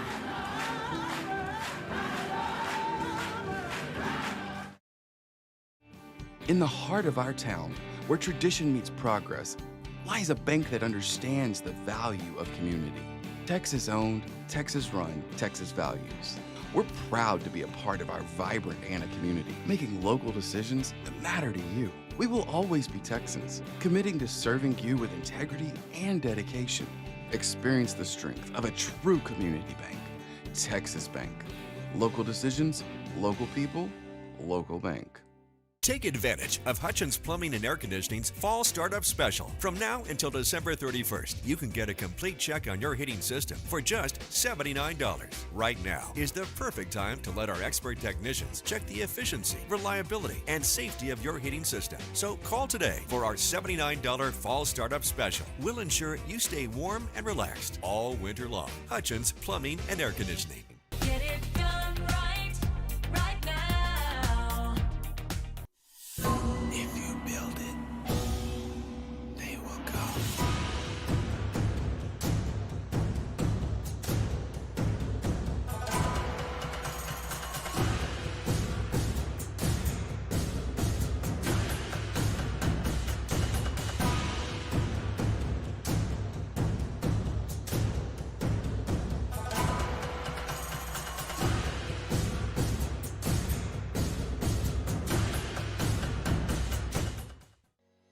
Since 2008, the Anna ISD Education Foundation has worked in partnership with the school board and the school district staff to help further opportunities for Anna ISD students. We are a 501(c) not-for-profit corporation chartered to enhance and invest in educational excellence in the Anna Independent School District. Our programs include grants for great ideas for teachers and principals, and continuing education scholarships for teachers and students. These activities are made possible through generous donations from corporate partners, parents, AISD employees, private grants, and community organizations. Please visit our website at annaisd.org to find out how you can support the Anna Education Foundation. Because kids. Because kids. Because kids. Because kids. Because kids.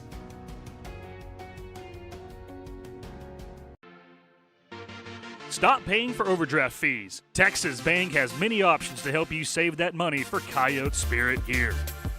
When you're ready for some good eating, you're ready for Crow's Country Cafe. When it comes to insurance, we're the winning team. Heatherly Agency. Making dreams come true, Bloomfield Homes. In your corner and around the corner, Andy Torres State Farm Agency. Call for a quote today. Serving authentic Greek food in downtown Anna at Kalamaki's Greek Restaurant. City Park, where everyone feels at home. The Body Shop, you're driving home our reputation. If you're feeling hungry, don't hesitate. Come to Roma's Italian.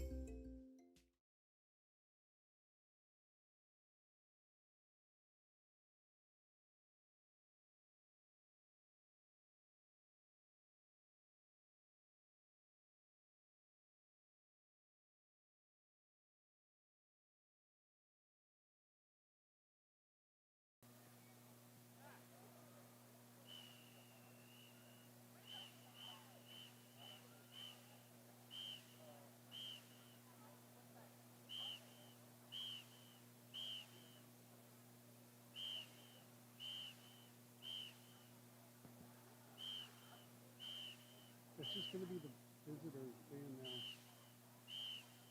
I'll just put number one on the big white side. And just lock it down.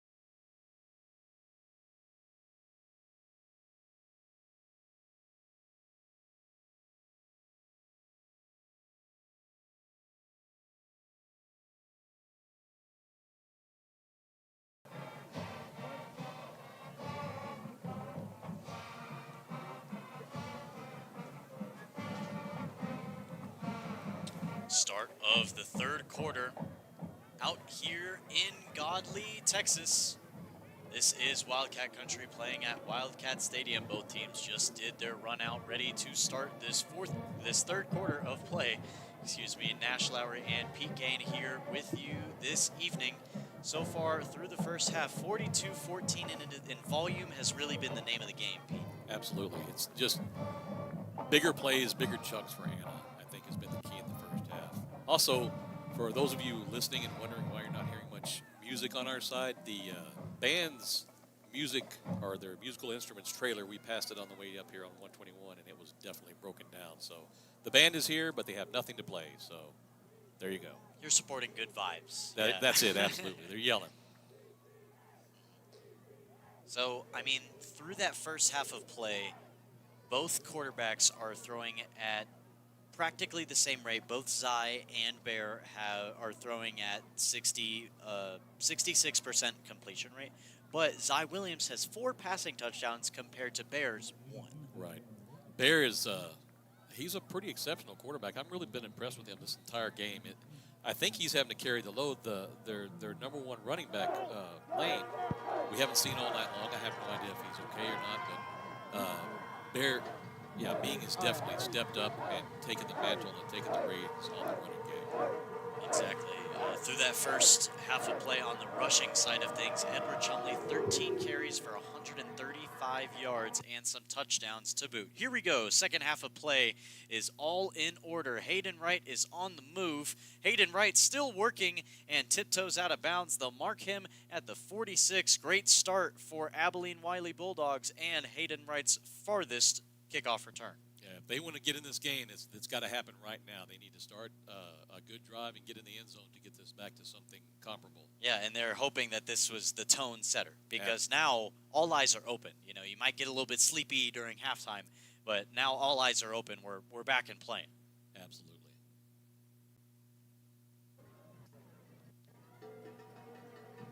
Okay, so Bear Mang, 7 passes, 11 of them being attempted, with only 87 passing yards through the first half. Bear on the first rush of the second half, and he'll get down for 3 yards. Here to go over some halftime stats. Anna, 18 first downs compared to Abilene Wylie's 13. Anna has about 150 total yards more compared to Wylie, 206 of them being on the passing side of things, while 172 of them have been on the rushing. So pretty even attack from Anna so far in this game, as once again another stop, Jaden Lucero on the carry, and forward progress will probably bring him up a yard, Pete. Yeah, it was a couple of good stops right there. I don't know what kind of adjustments they made through at halftime, but I know that our coaching staff is really, really good at adjustments. And the first 2 runs for the Bulldogs, not much there. We saw it on great display last week against Colleyville. Very close game coming out of halftime. Anyone's game coming out of halftime. And we saw the immediate jump and the immediate read coming out of halftime from this coaching staff.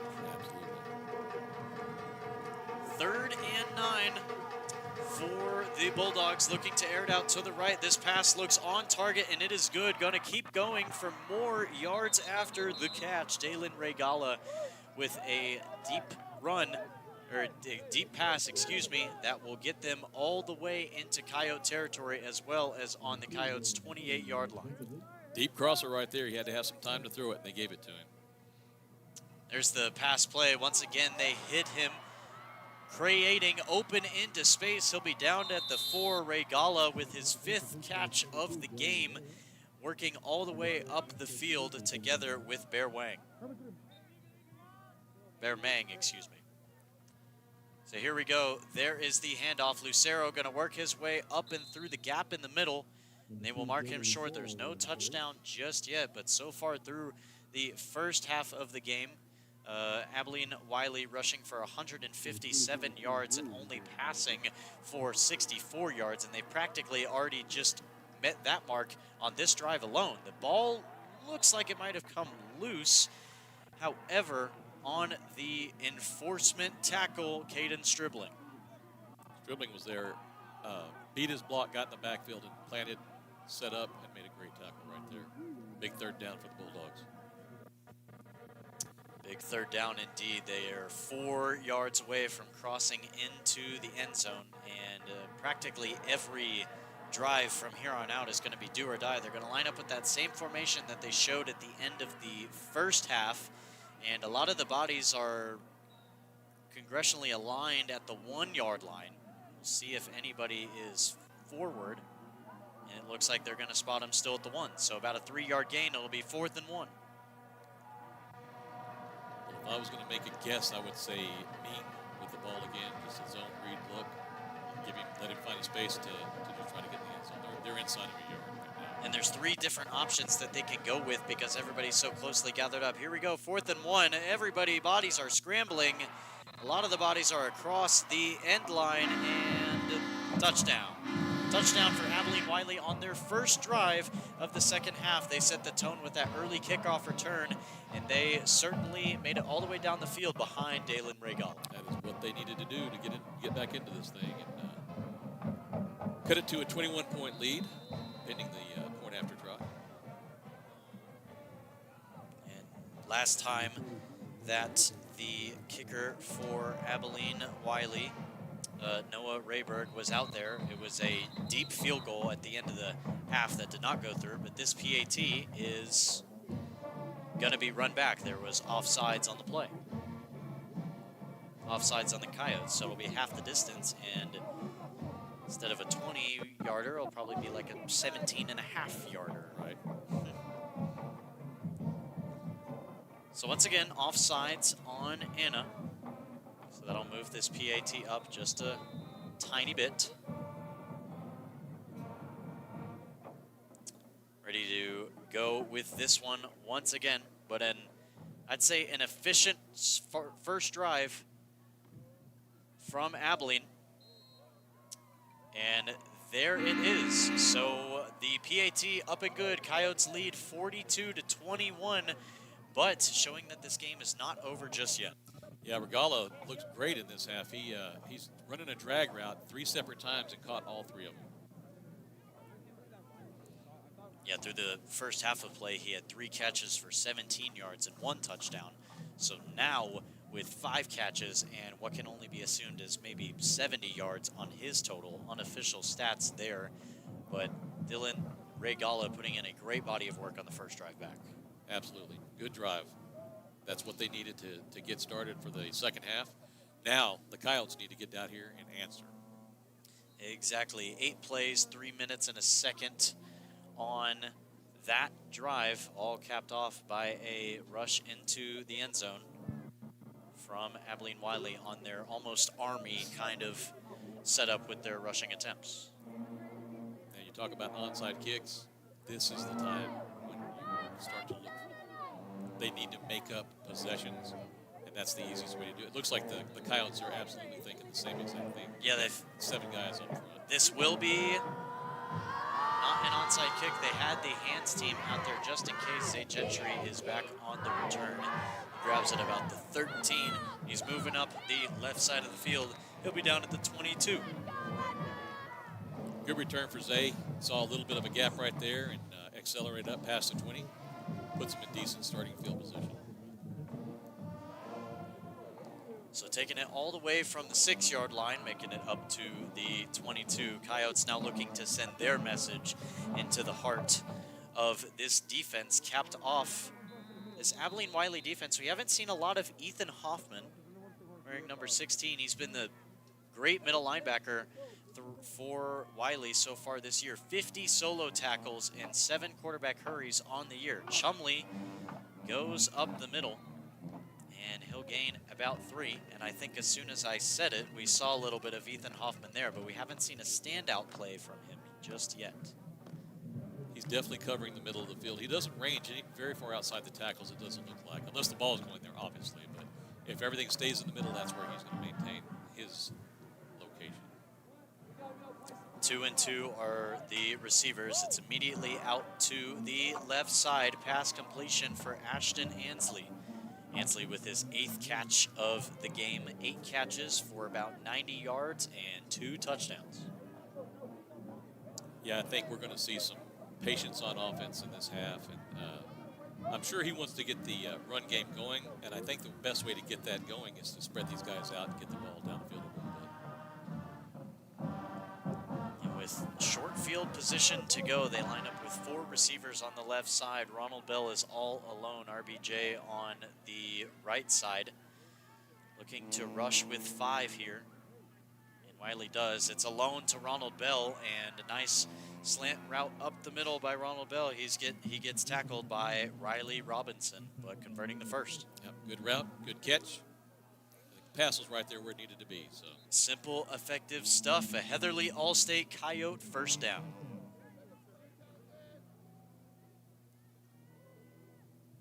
First and 10 on the Coyotes 41. To the left side, and Zai was facing some pressure. You saw as he kind of recoiled as he was making that pass over there, not able to hit his target, Trailer. yeah, I don't think he wanted to get that up in the air at all. There was a defender right in between him and Trailer that's ready to jump on that thing. So good play by Zai. And that's really the first time, maybe not the first time, but maybe the best example of the quarterback hurry that this team is capable of. Absolutely. So far through this game. You got edge rusher out there, number 0, Garrett Allison. Throughout the regular season, 10 tackles for loss, 6 sacks, and 10 quarterback hurries. So keep an eye out for number 0 for Wylie. Pass up the middle. Ronald Bell has it. No, excuse me. Ace Trailer has it. Ace Trailer with a very healthy gain that immediately shoots them into Bulldog territory, lands them on the 30. Good route by Ace. He was really, really crisp on that cut going up towards the post. And a great ball by Zai, obviously. Yeah, even through the pressure. What are we saying? I beg your pardon. The spot changed a little bit there. Sorry.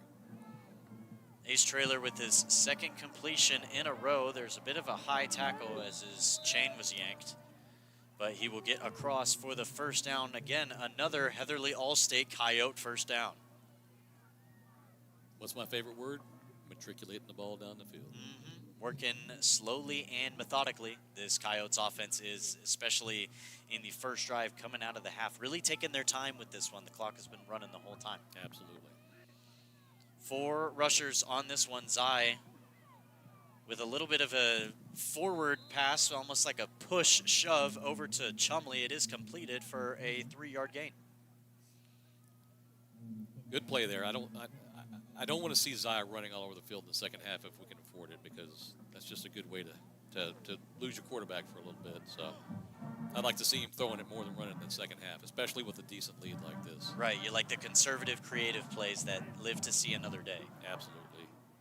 Completed for Ansley. Ansley will gain maybe a yard. Yeah, he'll gain a yard, and the clock runs. Clock still running. 3rd down and 6. So it's been the same unit. Haven't seen Michael Kennedy on this drive just yet. Kennedy in the first half with 1 catch for 30 yards. That his 1 touchdown that was on the left sideline.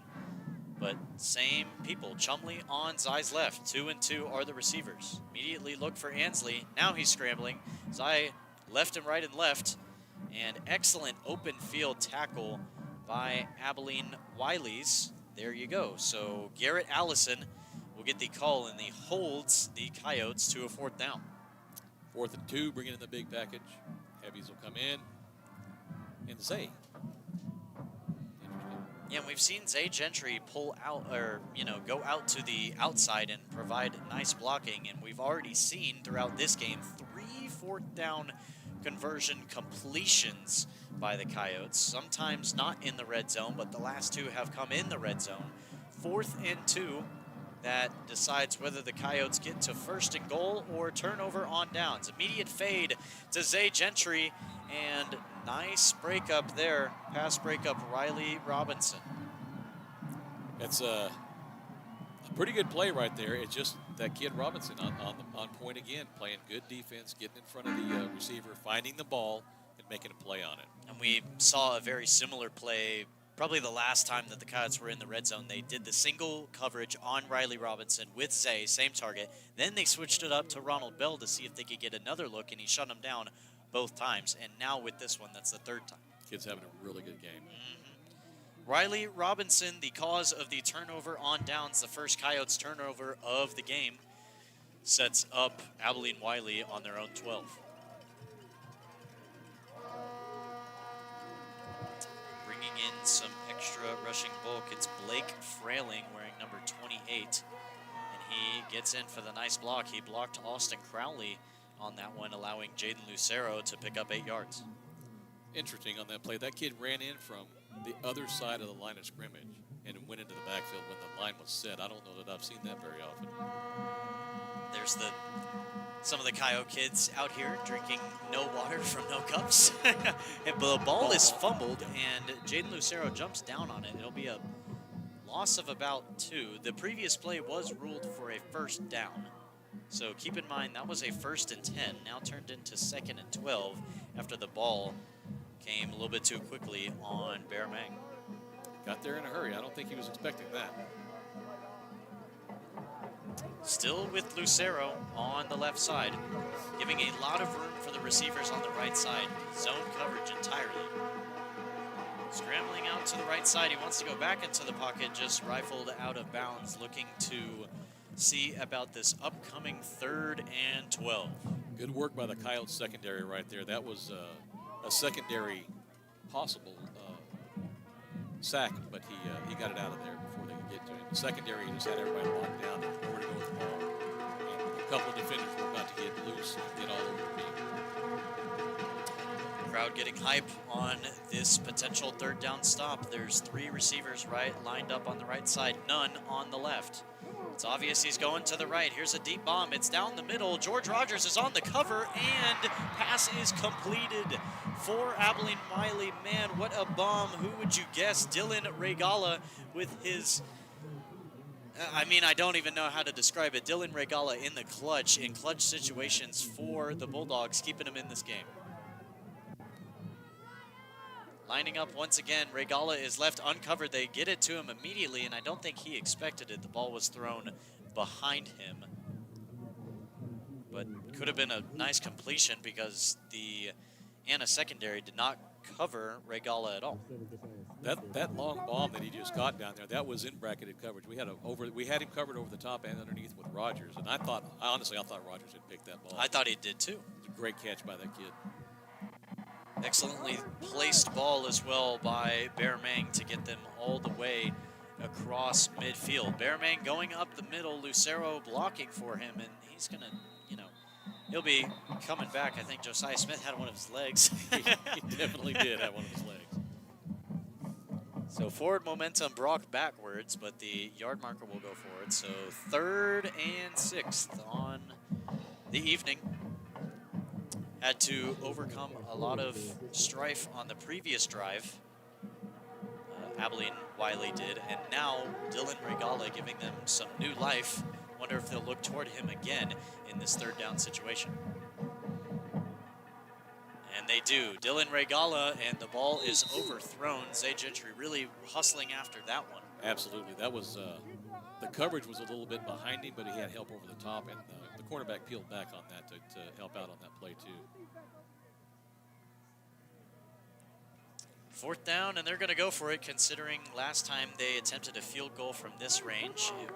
It came up short and was recovered by Zay Gentry. So they're going to keep on keeping on. Dylan Regala lines up in the middle of the 3 receivers on the right side.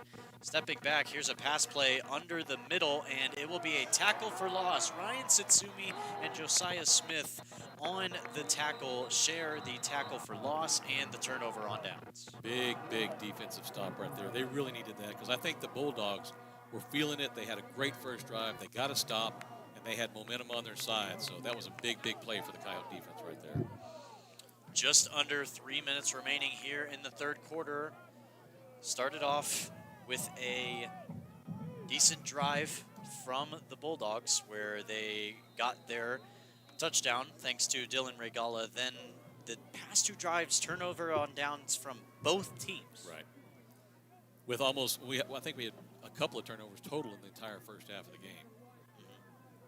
One. None by us. Yeah, it was a fumble recovery that was caused by, I believe, Caden Banks. Banks, that's right. Crowley, I think, scooped it up. Yes, that's true. Chumley with a carry. Out to the left side for a gain of 4. Both teams still with all 3 of their timeouts, keeping them for the end of this game.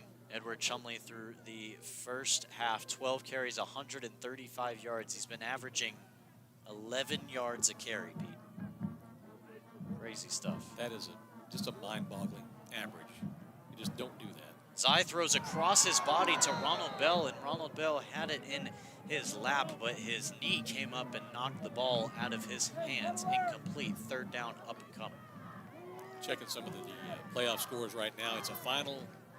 El Paso Del Val is beaten by Lovejoy 45-21. And Walnut Grove, who had been losing all night long, came back and caught Lubbock Cooper and beat him 34-28. Walnut Grove stays alive. Yes, sir. You said Walnut Grove was down in that game? They were down early on. Yeah. That's some tough stuff. Tough stuff from the number 1 in District 5A. 4 receivers on the right side. Zai pumps and lifts off to Chumley, and no penalty is called on the late hit from Grant White. Really couldn't stop his momentum there, but the ball thrown just barely above Chumley. So not going to be a track meet in this half. We got some turnovers, we got some punts, doing it all right now. Yeah, so if the Coyotes are able to go ahead and maintain this lead in this game, if they end this with a win, that means that 3 of the 4 teams that made the playoffs from our district will be area champions and on into the 3rd round. And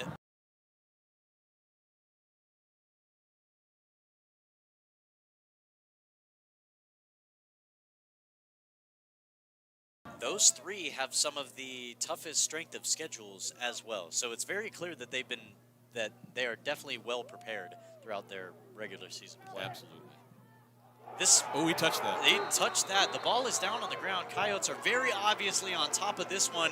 The all-hands, all-pro Rowan Nylander comes up with the punt recovery. Basically a 40-yard bomb, if you want to call it, to Rowan Nylander.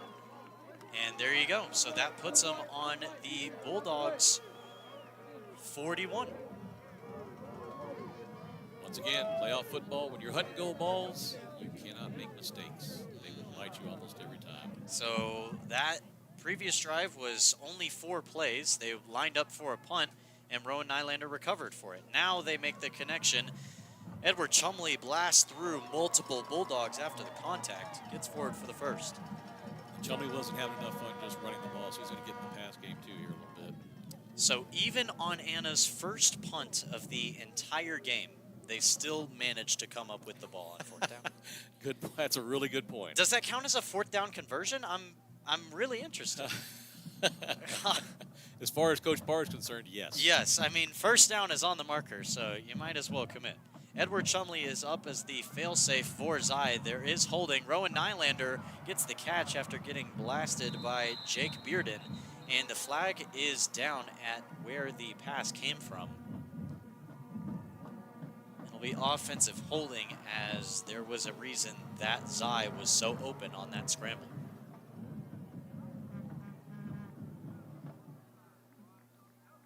So he dropped that flag at the 35-yard line. That's way back in the backfield. That is not going to be good for the Coyotes. They're going to have some work to do on this 1st down. So 1st down from just about 5 yards where they recovered the punt, where Rowan Nylander recovered the punt. If you're just tuning in, Coyotes up 42-21. Zai Williams with 4 passing touchdowns in this game so far. Make it maybe 5. Here's a deep shot. Ronald Bell got in front, and wouldn't you guess it, Riley Robinson has been on absolute locks this evening with his first interception of the game. I got to tell you, I'm not entirely sure, but I might stop throwing at that guy. Yeah, they really keep wanting to do that. I mean, he's seeing something over there. And we have obviously fantastic receivers, and he trusts them all no matter what. But the kid has been on point all night long. He's really, really played a great game. And And that's Riley Robinson's second interception on the year. So now Riley Robinson and this Bulldog secondary definitely earning the respect, hopefully, of the Anna offense. They'll start from their own 5.5 maybe. We got an official timeout. Looks like the White Hat's going to go over and talk to Coach Parr.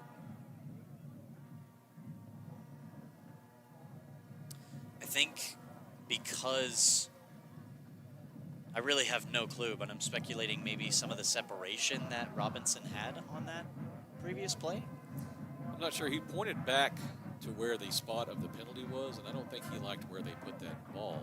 But I didn't see where the foul exactly happened, so I'm not sure how that works. Yeah. So he's talked to Seth. Now he's going to come over and talk on this side.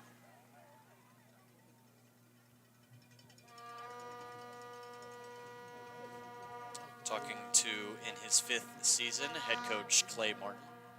35 and 19 total record for Clay in his 5-year tenure at Abilene Wylie.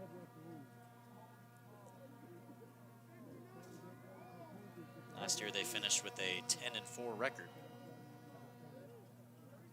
That translates to 4 rounds deep in the playoffs. That does, yeah. I mean, you got to get with that. Before then, 8-4 and 9-1, so he's never had a losing record so far. Looks like we've made some adjustments for the single wing. And it's a really weird looking single wing because they snap it directly to the quarterback, and then he just reads whatever hole he wants to go through and then heads that way. Right, and you see there's kind of a stack. You noted it earlier whenever they were running. There's kind of a stack, so you really don't know who the ball's being hiked to. But every single time it looks like they're going to Hayden Wright. Which means at some point they won't. You gotta think that every single time. Wright receives it once again. This time he finds the correct opening. He'll gain 8 yards on that play. It's going to take us real close to the end of this thing, of the third quarter, I should say. And whenever they run this play, they know to run it with little time in between plays. There's an excellent shot of our camera down on the field. Play snap goes. It's the last play of the third quarter, and waiting to see what the line judges think of this one. Whether he got there or not, the line judge on the close side near the Abilene side says it is a first down, but the other side begs to differ. At Adon Complete Air Conditioning and Heating, we care about the air our hometown breathes, ensuring your family's health and comfort. Just like we support our local Coyotes, we're your hometown HVAC team, always here for you. And with the cold around the corner, don't forget our fall safety check special, keeping you cozy all season. Join our maintenance plan for only $12 a month per unit, peace of mind and priority service year-round. Adon Complete Air Conditioning and Heating, where quality, community, and comfort come together. Let's go Coyotes. You are not a number. You're not a 2 o'clock appointment. You are not a prescription. Or a name on a chart. You're not one of many. You are one of one.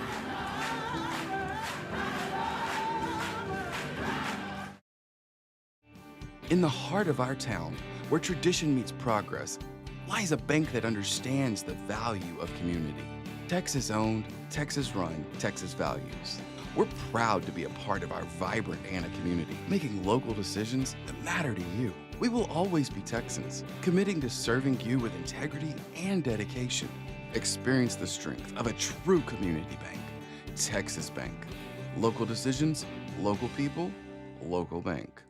Take advantage of Hutchins Plumbing and Air Conditioning's Fall Startup Special. From now until December 31st, you can get a complete check on your heating system for just $79. Right now is the perfect time to let our expert technicians check the efficiency, reliability, and safety of your heating system. So call today for our $79 Fall Startup Special. We'll ensure you stay warm and relaxed all winter long. Hutchins Plumbing and Air Conditioning. Get it done right, right now. If you build it, they will come.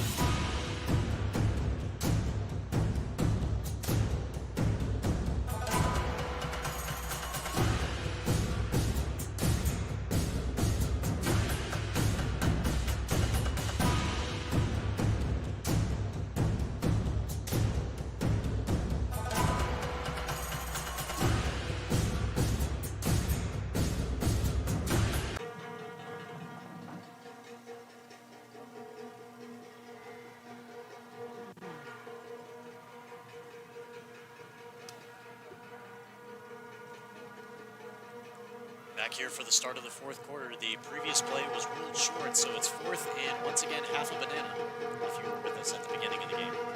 Looking to run that same formation that they have been. QB sneak. And they are in there for the first down. Once again, the ball carrier, Hayden Wright, as far as we know. And it might have been, actually, I saw Bear Mang in there. Yeah, I think it was me. He ran up to the line at the last second, took a direct snap, and just dove over the first down marker. He only had to go about a banana. So. Yep.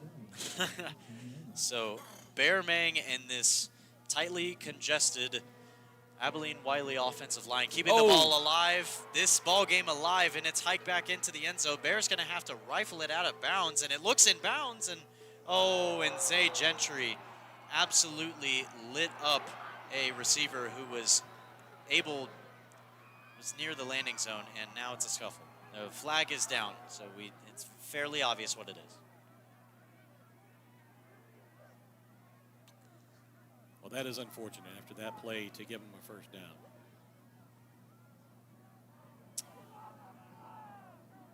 So waiting to see exactly what it is. We do not have replay available. Of course, we know what will be the punishment of this. We just don't know whether targeting will come into play.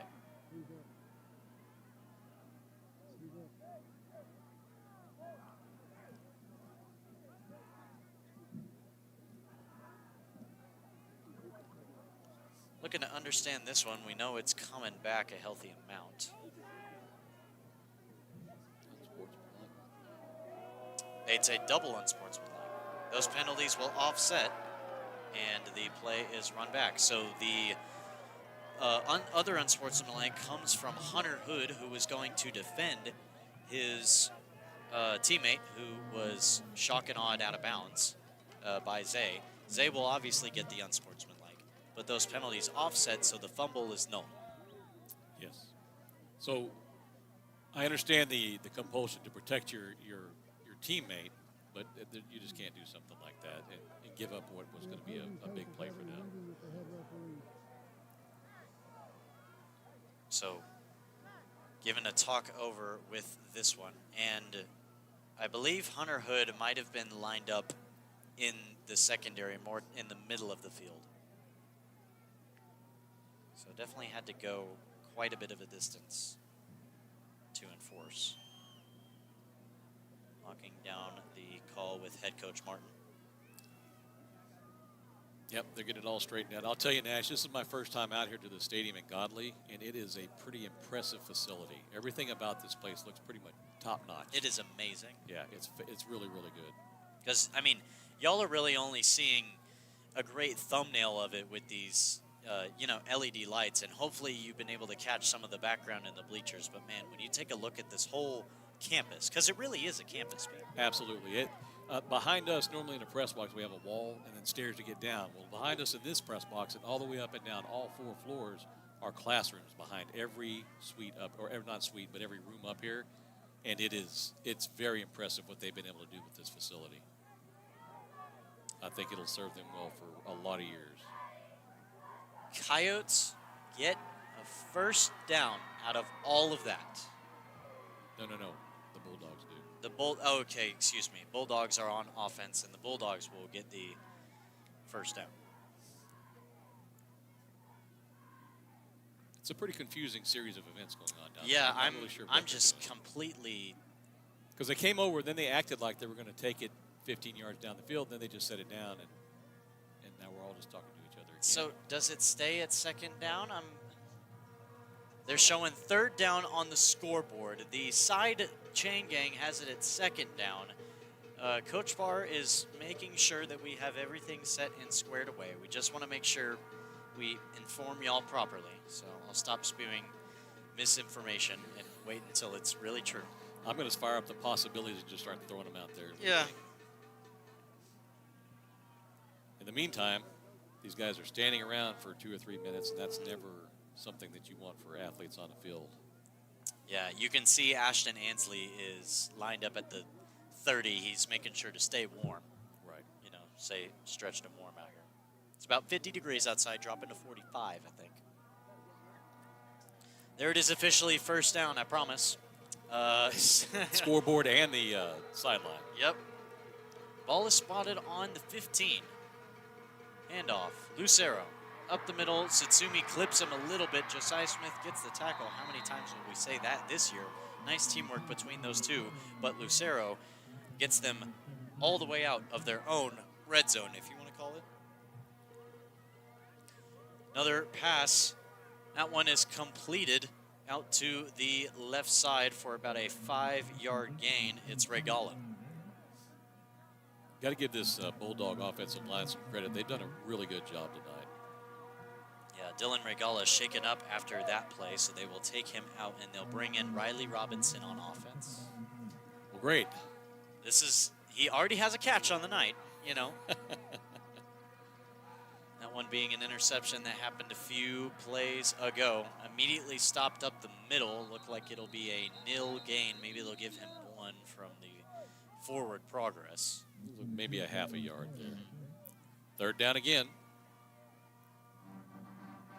Third down again. Still no Regala. They bring out Hayden Wright, who has been responsible for most of their delayed rushes. Now he'll line up as a wide receiver. Both of the wide receiver cores are lined up in the same way. Stacked Bear is breaking off for a huge gain. He had Jaden Lucero, the running back, up to help him. He gets all the way to the 32-yard line.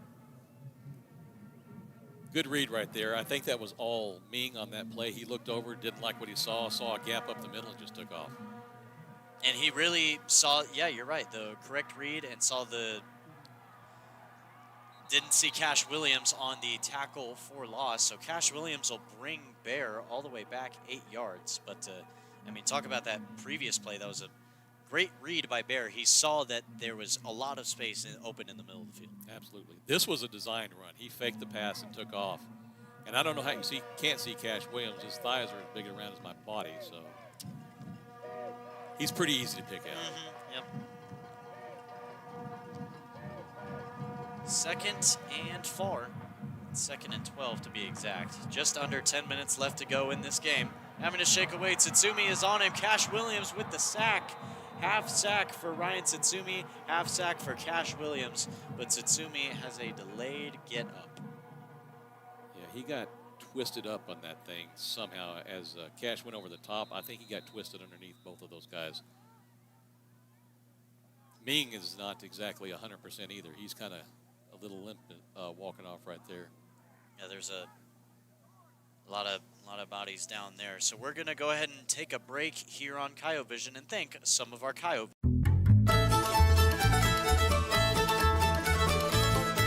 You know, when you take the lead on your health, the whole band stays in tune. Come on, it's showtime.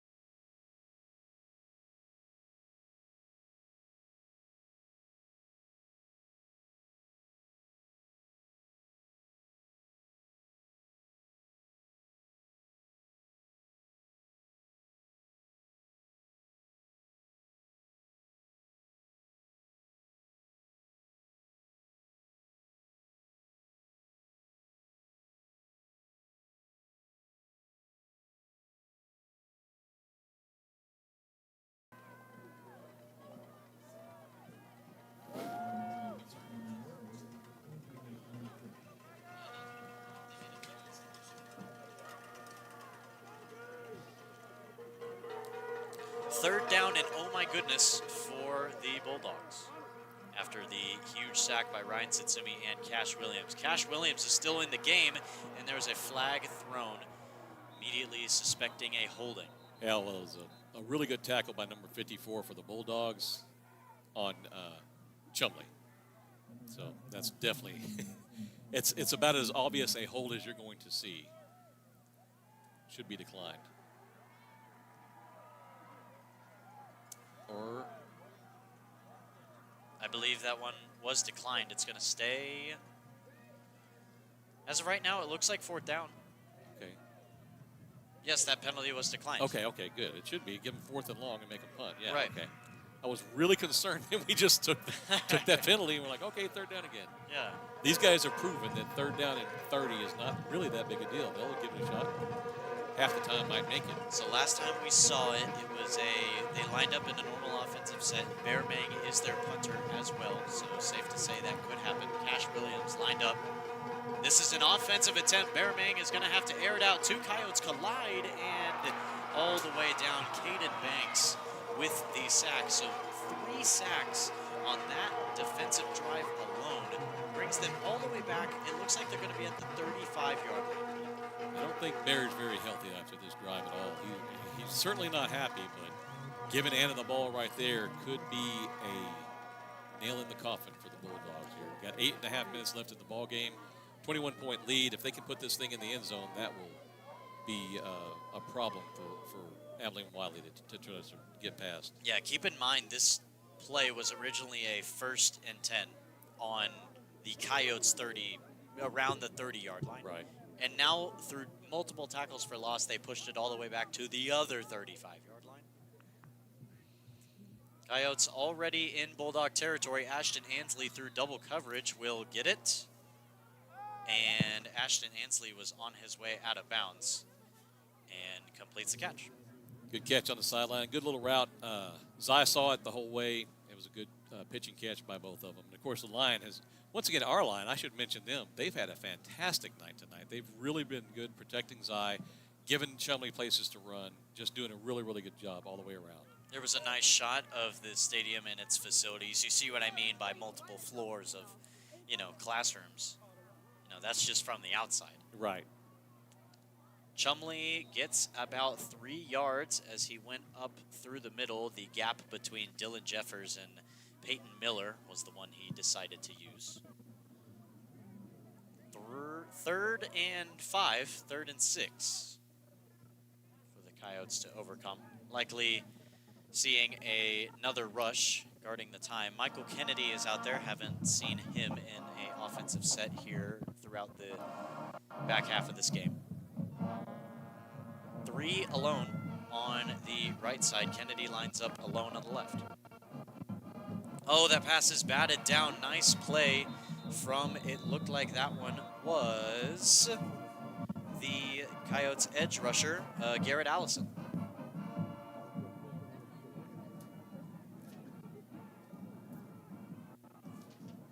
So there was no safety across over the top on that play for the Bulldogs defense. And I think if he'd given it just a second, if he had another second, he would have cleared Ansley across the middle right there. But batted down, takes us to 4th down. 4th down and believable. The Coyotes are still 100% on their 4th down conversions. 3 of 3. If you want to count a punt, it's 4 and 4.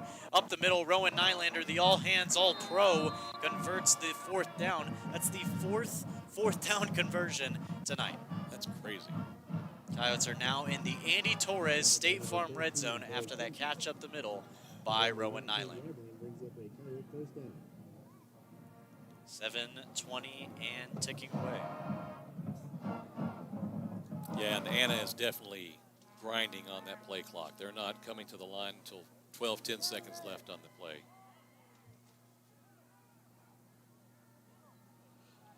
Chumley is now lined up in the backfield. Zai is in the shotgun. Chumley will come up and receive it before he is tackled by a plethora of Bulldogs. Got a lot of extracurricular activity happening on the edges out there. Nylander was just getting into it with one of the Bulldogs. It was him and Hayden Wright. And Ronald Bell, in a very controlled manner, came up and helped assist the situation. By doing nothing. By doing nothing, that's right. He did nothing wrong. Yep. Didn't touch anybody, just got our guy back. 2nd and the same distance. 0-yard gain for Chumley on the previous play, but the clock runs. 6:20 now. Zai Williams back to pass. He wanted a crosser over the middle, and there is a flag down on the field, and Chumley gets about a 5-yard gain. There are 2 flags thrown here. As a flag was thrown directly, I apologize for the little giggle there, but Jesse Vasquez got a flag thrown exactly directly at him. They really try hard, officials do. They try hard not to do that anymore. it was probably 10 or 15 years ago. In an NFL game, an official threw a flag at a player that committed a foul, hit him in the eye. The player lost his eye. By the blunt The force. flag. Yep. The lead weights in the flag caught him in the eyeball. So they're trying to stay away from doing that, I've noticed, but it happened here. Offsetting. Offsetting. So that must have been what the second flag was. So the first flag was thrown around where Zai was scrambling. That was the holding. And then the second flag was thrown at Jesse Vasquez's calf, and that would have been the hands to the face, the other personal foul. I'm assuming it was 35 that just got pulled off the field that committed that foul. So. And a timeout will be called out on the. Stop paying for overdraft fees. Texas Bank has many options to help you save that money for Coyote Spirit here. When you're ready for some good eating, you're ready for Crow's Country Cafe. When it comes to insurance, we're the winning team. Heatherly Agency. Making dreams come true, Bloomfield Homes. In your corner and around the corner, Andy Torres State Farm Agency. Call for a quote today. Serving authentic Greek food in downtown Anna at Kalamaki's Greek Restaurant. City Park, where everyone feels at home. The Body Shop, your driving home our reputation. If you're feeling hungry, don't hesitate. Come to Roma's Italian.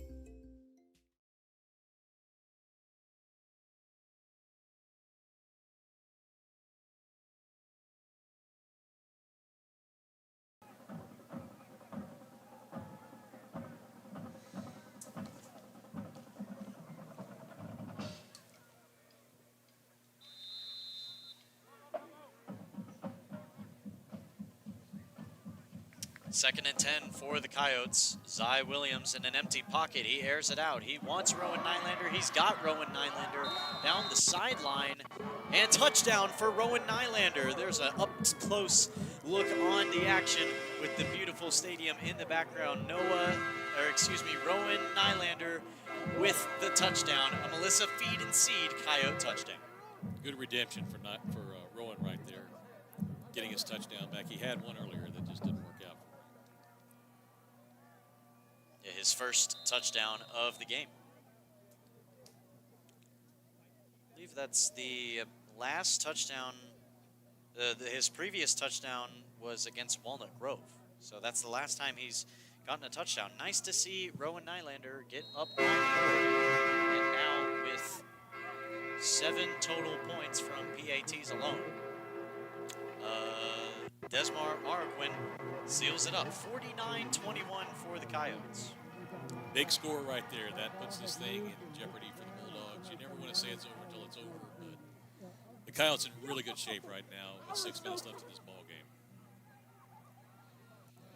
Definitely. It's really been the passing game for the Bulldogs has really rose up, I feel like, in the second quarter, especially on their first drive. Yeah. And so here's what I've seen tonight. The Bulldogs are an outstanding football team. They can run the ball, they can throw the ball, they can catch the ball, and they can play good defense. But like we said last week, mishaps, miscues, turnovers, they will kill you in the playoffs. And they've had more than they can stomach tonight and more than they can weather to get the win. So. And it's really impressive how they have 2 different offensive sets that they can run. They have their regular run where they, are quarterbacked by Bearmang. And then they also have the up close and tight option runs with Hayden Wright that they can interchangeably go to. And to have 2 offenses at your disposal that do 2 different things is really good to have. It's really good, especially if they're proficient, which both of those have been. That's the impressive part. If you can. Right, it's not like they have to go with one or the other. They were expecting an offside, so there's so much laundry here down low. The ball is being returned right now, and number 36 for Abilene Wylie is gonna get a lot of it. I'm seeing also number 15, so Blaze Ruffin and Grant Suter are some of the offenders. There's a lot of laundry down. I couldn't see, was it 36 that went after Cash immediately? That is true. He sprinted dead at him. The official watched him sprint dead at him and then tried to take him out. And that's why the penalty's down. So that was the initial one. And then we're also seeing offsides because I believe there was maybe a prediction on onside kick.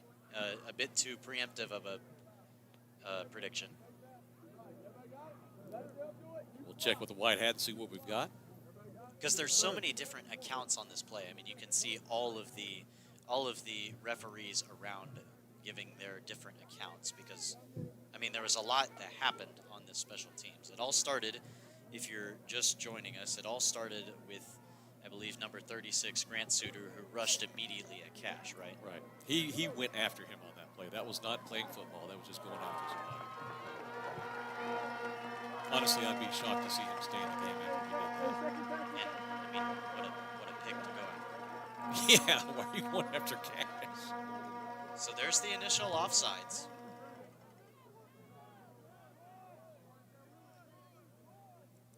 That is declined. There's the personal foul on Wylie. So I believe that's where the first one, or the second one came from. So the offsides is declined in favor of the 15-yard. Absolutely, yes, sir. And so many penalties on the side of the Bulldogs this evening. Definitely in double digits by now. There's the great offensive line as well as Desmond, who were recuperating on the bench. I mean, they've constantly put themselves in situations, 4th and long, 3rd and long, special teams as well. Yeah, you can't play behind the chains. There's just no way to do it and be successful anyway. Back to pass is Bear. He's looking deep. He's having to shuffle out to his left side, and he'll live to see another day as that one goes out of bounds. Great coverage again by the Coyotes secondary. They were all over those receivers. Really, really good job.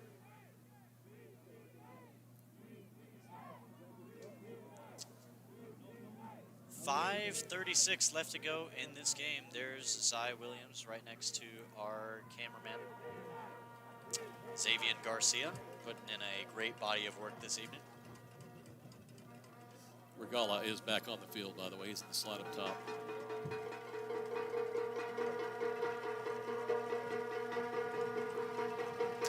So like you said, Pete, Dylan Regala now back in. They choose to go to familiar target Jagan Smith, who has seen a lot of action so far this game, and multiple Coyotes will be on the stop, all starting with Eric Bowen.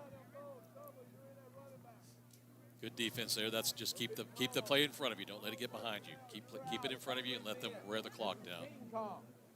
All right, team call, 30 base and 6. Similar unit out there to go down some of the people. We saw 2 catches at the beginning of the game by Gage Heighton. He's wearing number 88. He's all alone on Heighton Island on the right side. Then you've got the quarterback, Riley Robinson, as well as Dylan Regala on the outside, and they just make a pass up to the middle. It's Hunter Hood. And getting really underneath, going after the legs on that tackle, Zay Gentry puts a stop to it after Hood gets the first down. Clock is ticking. 4:40 and going. Gonna line up quickly, though. Having to get a major drop back, he faked it. Brendan Williams. Brendan Williams with his first tackle of the game, as well as his first sack of the game. Last time he got a sack. That's his first sack of the season. Perfect time for it. Area championship game. Trying to close it out. He made a great pass rush, by the way, also. He ran a little spin move in there, and it got him right past that guard.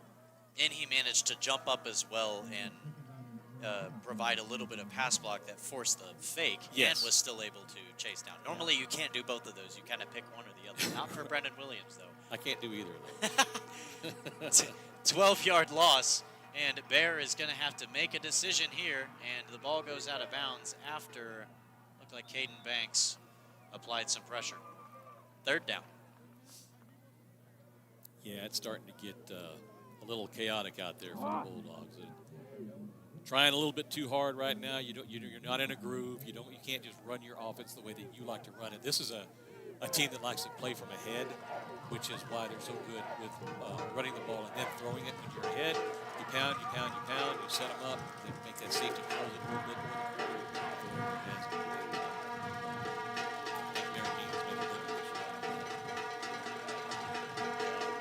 saw it at halftime, it would have been better to bring up at halftime. But this team, their record whenever they trail at halftime is 1-1, which lets you know that they've only trailed at halftime twice this season, and we're in the second round of the playoffs. Yeah, that's a pretty impressive stat. Yes, it really is. Another incomplete pass on third down brings up fourth, and a very good amount. 4th and 22. That's longer than you would like on your 4th down try.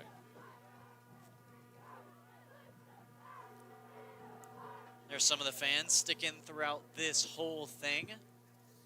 Very much appreciate the commute. Absolutely. We really traveled well tonight. Yeah. Oh, here's a deep bomb, and open for it is Hood, and nice coverage there from George Rogers. Forces the turnover on downs. Coyotes are going to get the ball at the 25-yard line of the Bulldogs. Just hope that this doesn't get chippy or deteriorate into something ugly, because that's one thing I will say about the Colleyville Heritage game last week. That team played with an incredible amount of class and style, and they purported themselves very, very well on the field and off the field afterwards as well. Yeah, I think we've seen the ugliest of this game, of this game so far. Well, I hope that is correct. Yep.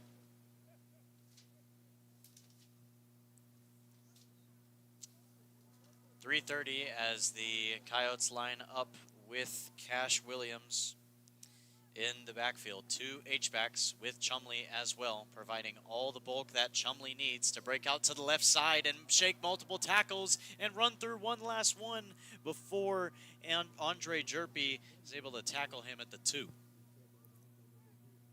Great run by Chumley. He did most of that by himself. He saw a little edge help out there. He saw the end collapse down a little bit, just took it around the corner and almost got that one into the end zone. He was pretty close.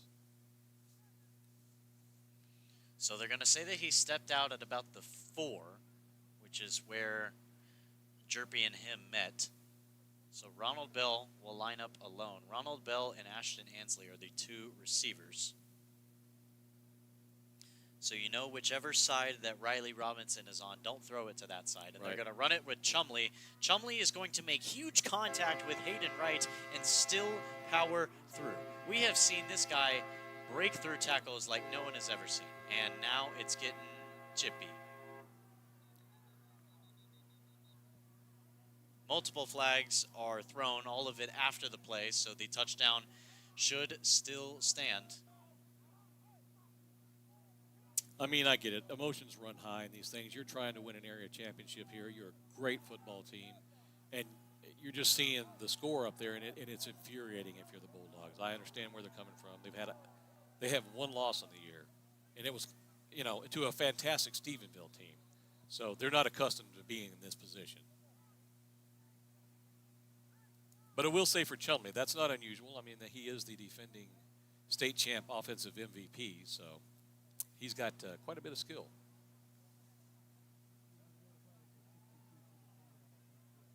And in a situation where you get the ball on the opposing 25 and then immediately break off for a 22-yard rush. Right.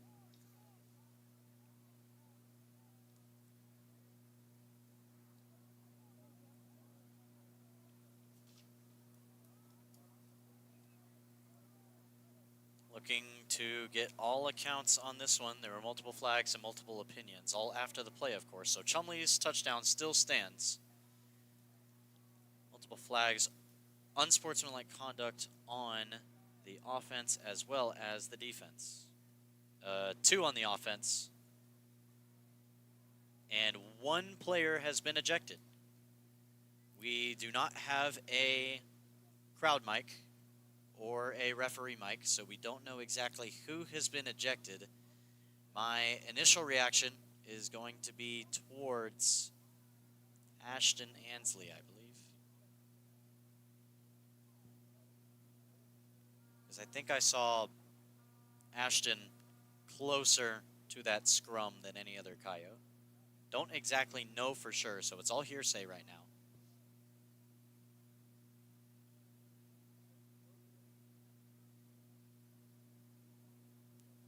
Looking to make sure and really confirm this. Coach Parr is out there with his offense.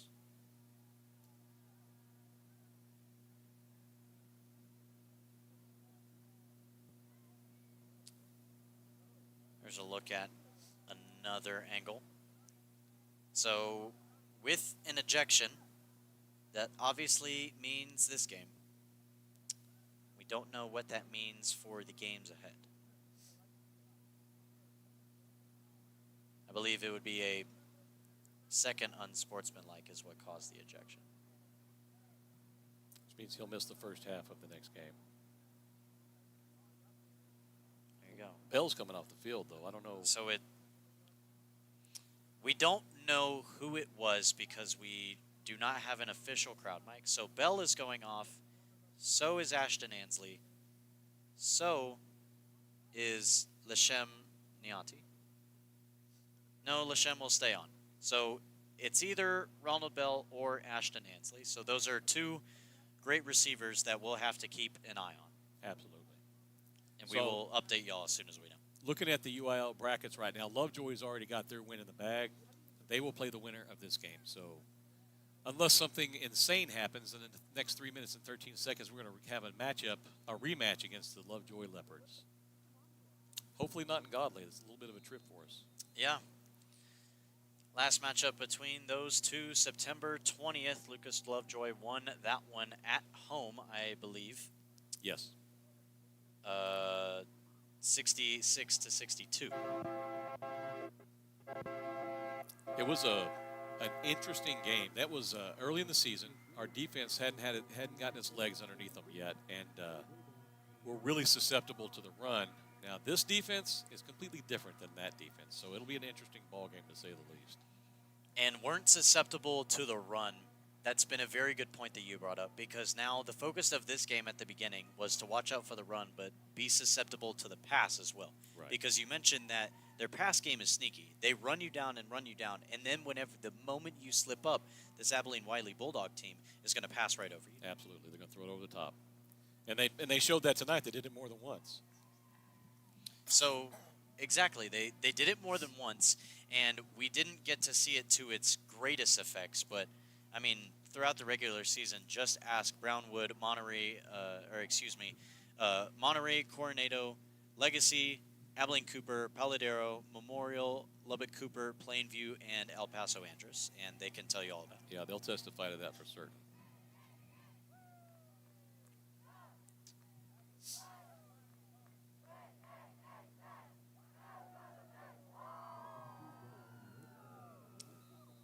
.312 of a slow-moving third quarter. Fourth quarter. I said the word 3 at the beginning.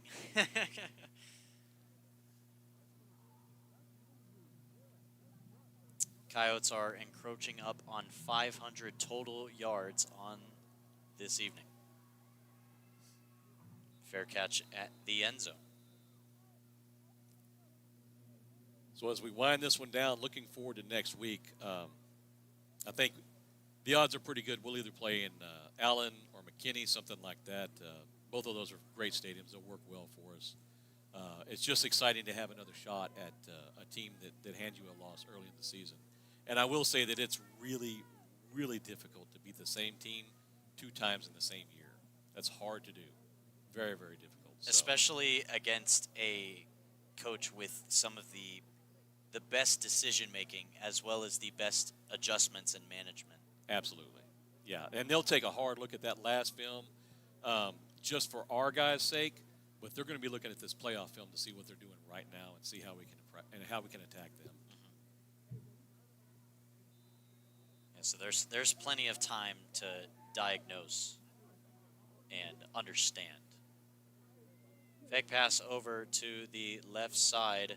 It'll be Martin Brown on the tackle, as well as 3 other Coyotes, including Bryson Bardroff.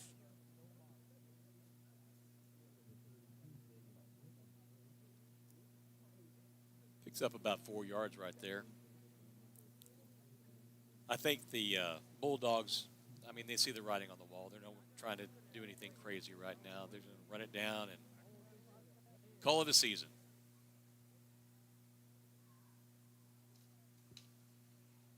Went 9-1 on the regular season, and of course won their first game in playoff play. I'm going to try and highlight some of the players that we see out there as we run through the last minutes of the game. Of course, as I mentioned earlier, you have Bryson Bardroff. Israel Johnson is lined up on this left side, senior, as a cornerback. Deep in the back, we see the sophomore Dylan Stevens wearing the number 35 as the running back is tackled up the middle once again, Jagan Smith. I'm also seeing freshman Carter Mundine wearing number 23. We saw a little bit of Troy Harris at the beginning of this game, which was great to see. Important to get these guys all snaps, especially in this type of a game, this type of atmosphere. It's really, really good for you. As this is still an offense with Bear Wang throwing as he completes the first down.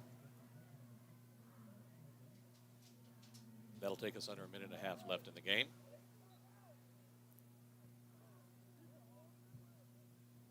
And Arzavian Flanagan is out there as well, sporting the number 12 shirt. Oh. The ball is loose once again. Bear is just going to have to dive down on this one as he is able to secure it. Just over a minute remaining in this one. And this one is very far back. That is 35 yards to go right there. That's a lot. Wait, let me look it up. Yep, that's a lot. Yep. Double check. Still yes. A lot. Okay, yep. Clock's running again. 24 officially is the spot of a loss. Up the middle on the tackle is Dylan Stevens.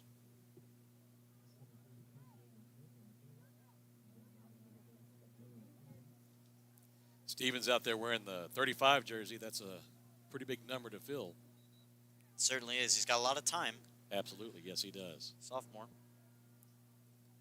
Also see Rashad Bowden wearing number 44. Looks like the Bulldogs are going to call that. 18 seconds left in the game. Somebody call timeout?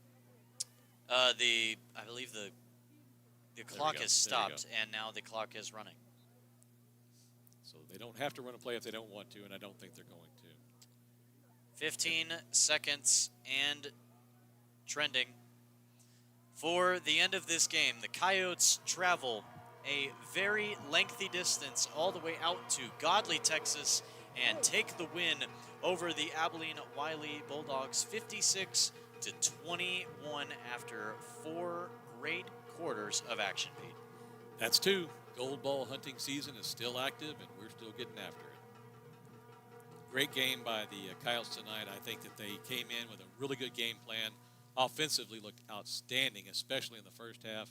Defensively, they did what they had to do. They held the run in check. They didn't stop it, obviously, but they did a bend and don't break type policy. So, great job.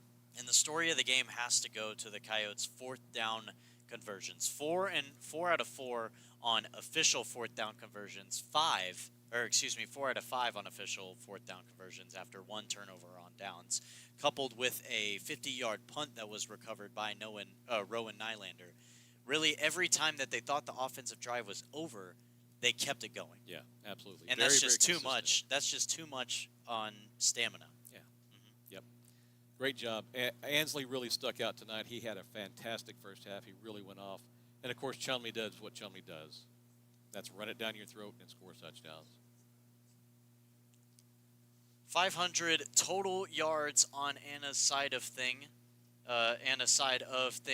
313 yards passing for Zy Williams, 29 out of 41, with only 1 interception thrown, as well as 5 touchdowns on the evening. Edward Chumley, 18 carries for 169 yards and 2 touchdowns on the receiving end of things. Ashton Ansley, like you said, led things off. 10 catches, 94 yards for 2 touchdowns, as well as Chumley get a receiving touchdown, Rowan Nylander with a receiving touchdown, Michael Kennedy to round it all out, Pete.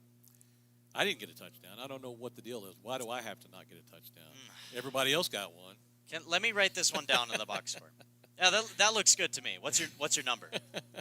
0. 0? Okay. Okay. Yeah.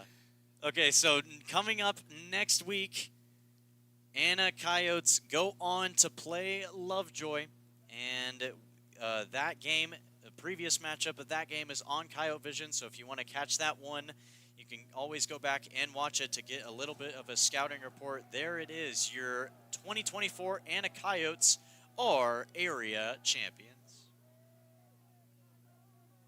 Thank you so much for joining us this evening on Coyote Vision for our entire crew, making it all the way out. At Adon Complete Air Conditioning and Heating, we care about the air our hometown breathes, ensuring your family's health and comfort. Just like we support our local Coyotes, we're your hometown HVAC team, always here for you. And with the cold around the corner, don't forget our fall safety check special, keeping you cozy all season. Join our maintenance plan for only $12 a month per unit, peace of mind and priority service year-round. Adon Complete Air Conditioning and Heating, where quality, community, and comfort come together. Let's go Coyotes.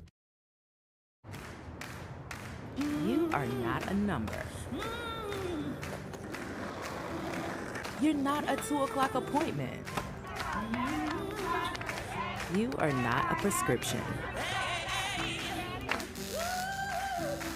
Or a name on a chart.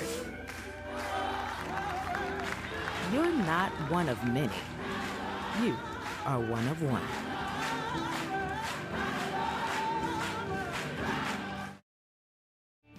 In the heart of our town, where tradition meets progress, lies a bank that understands the value of community. Texas-owned, Texas-run, Texas Values. We're proud to be a part of our vibrant Anna community, making local decisions that matter to you. We will always be Texans, committing to serving you with integrity and dedication. Experience the strength of a true community bank. Texas Bank. Local decisions, local people, local bank. Take advantage of Hutchins Plumbing and Air Conditioning's Fall Startup Special. From now until December 31st, you can get a complete check on your heating system for just $79. Right now is the perfect time to let our expert technicians check the efficiency, reliability, and safety of your heating system. So call today for our $79 Fall Startup Special. We'll ensure you stay warm and relaxed all winter long. Hutchins Plumbing and Air Conditioning. Get it done right, right now. If you build it, they will come.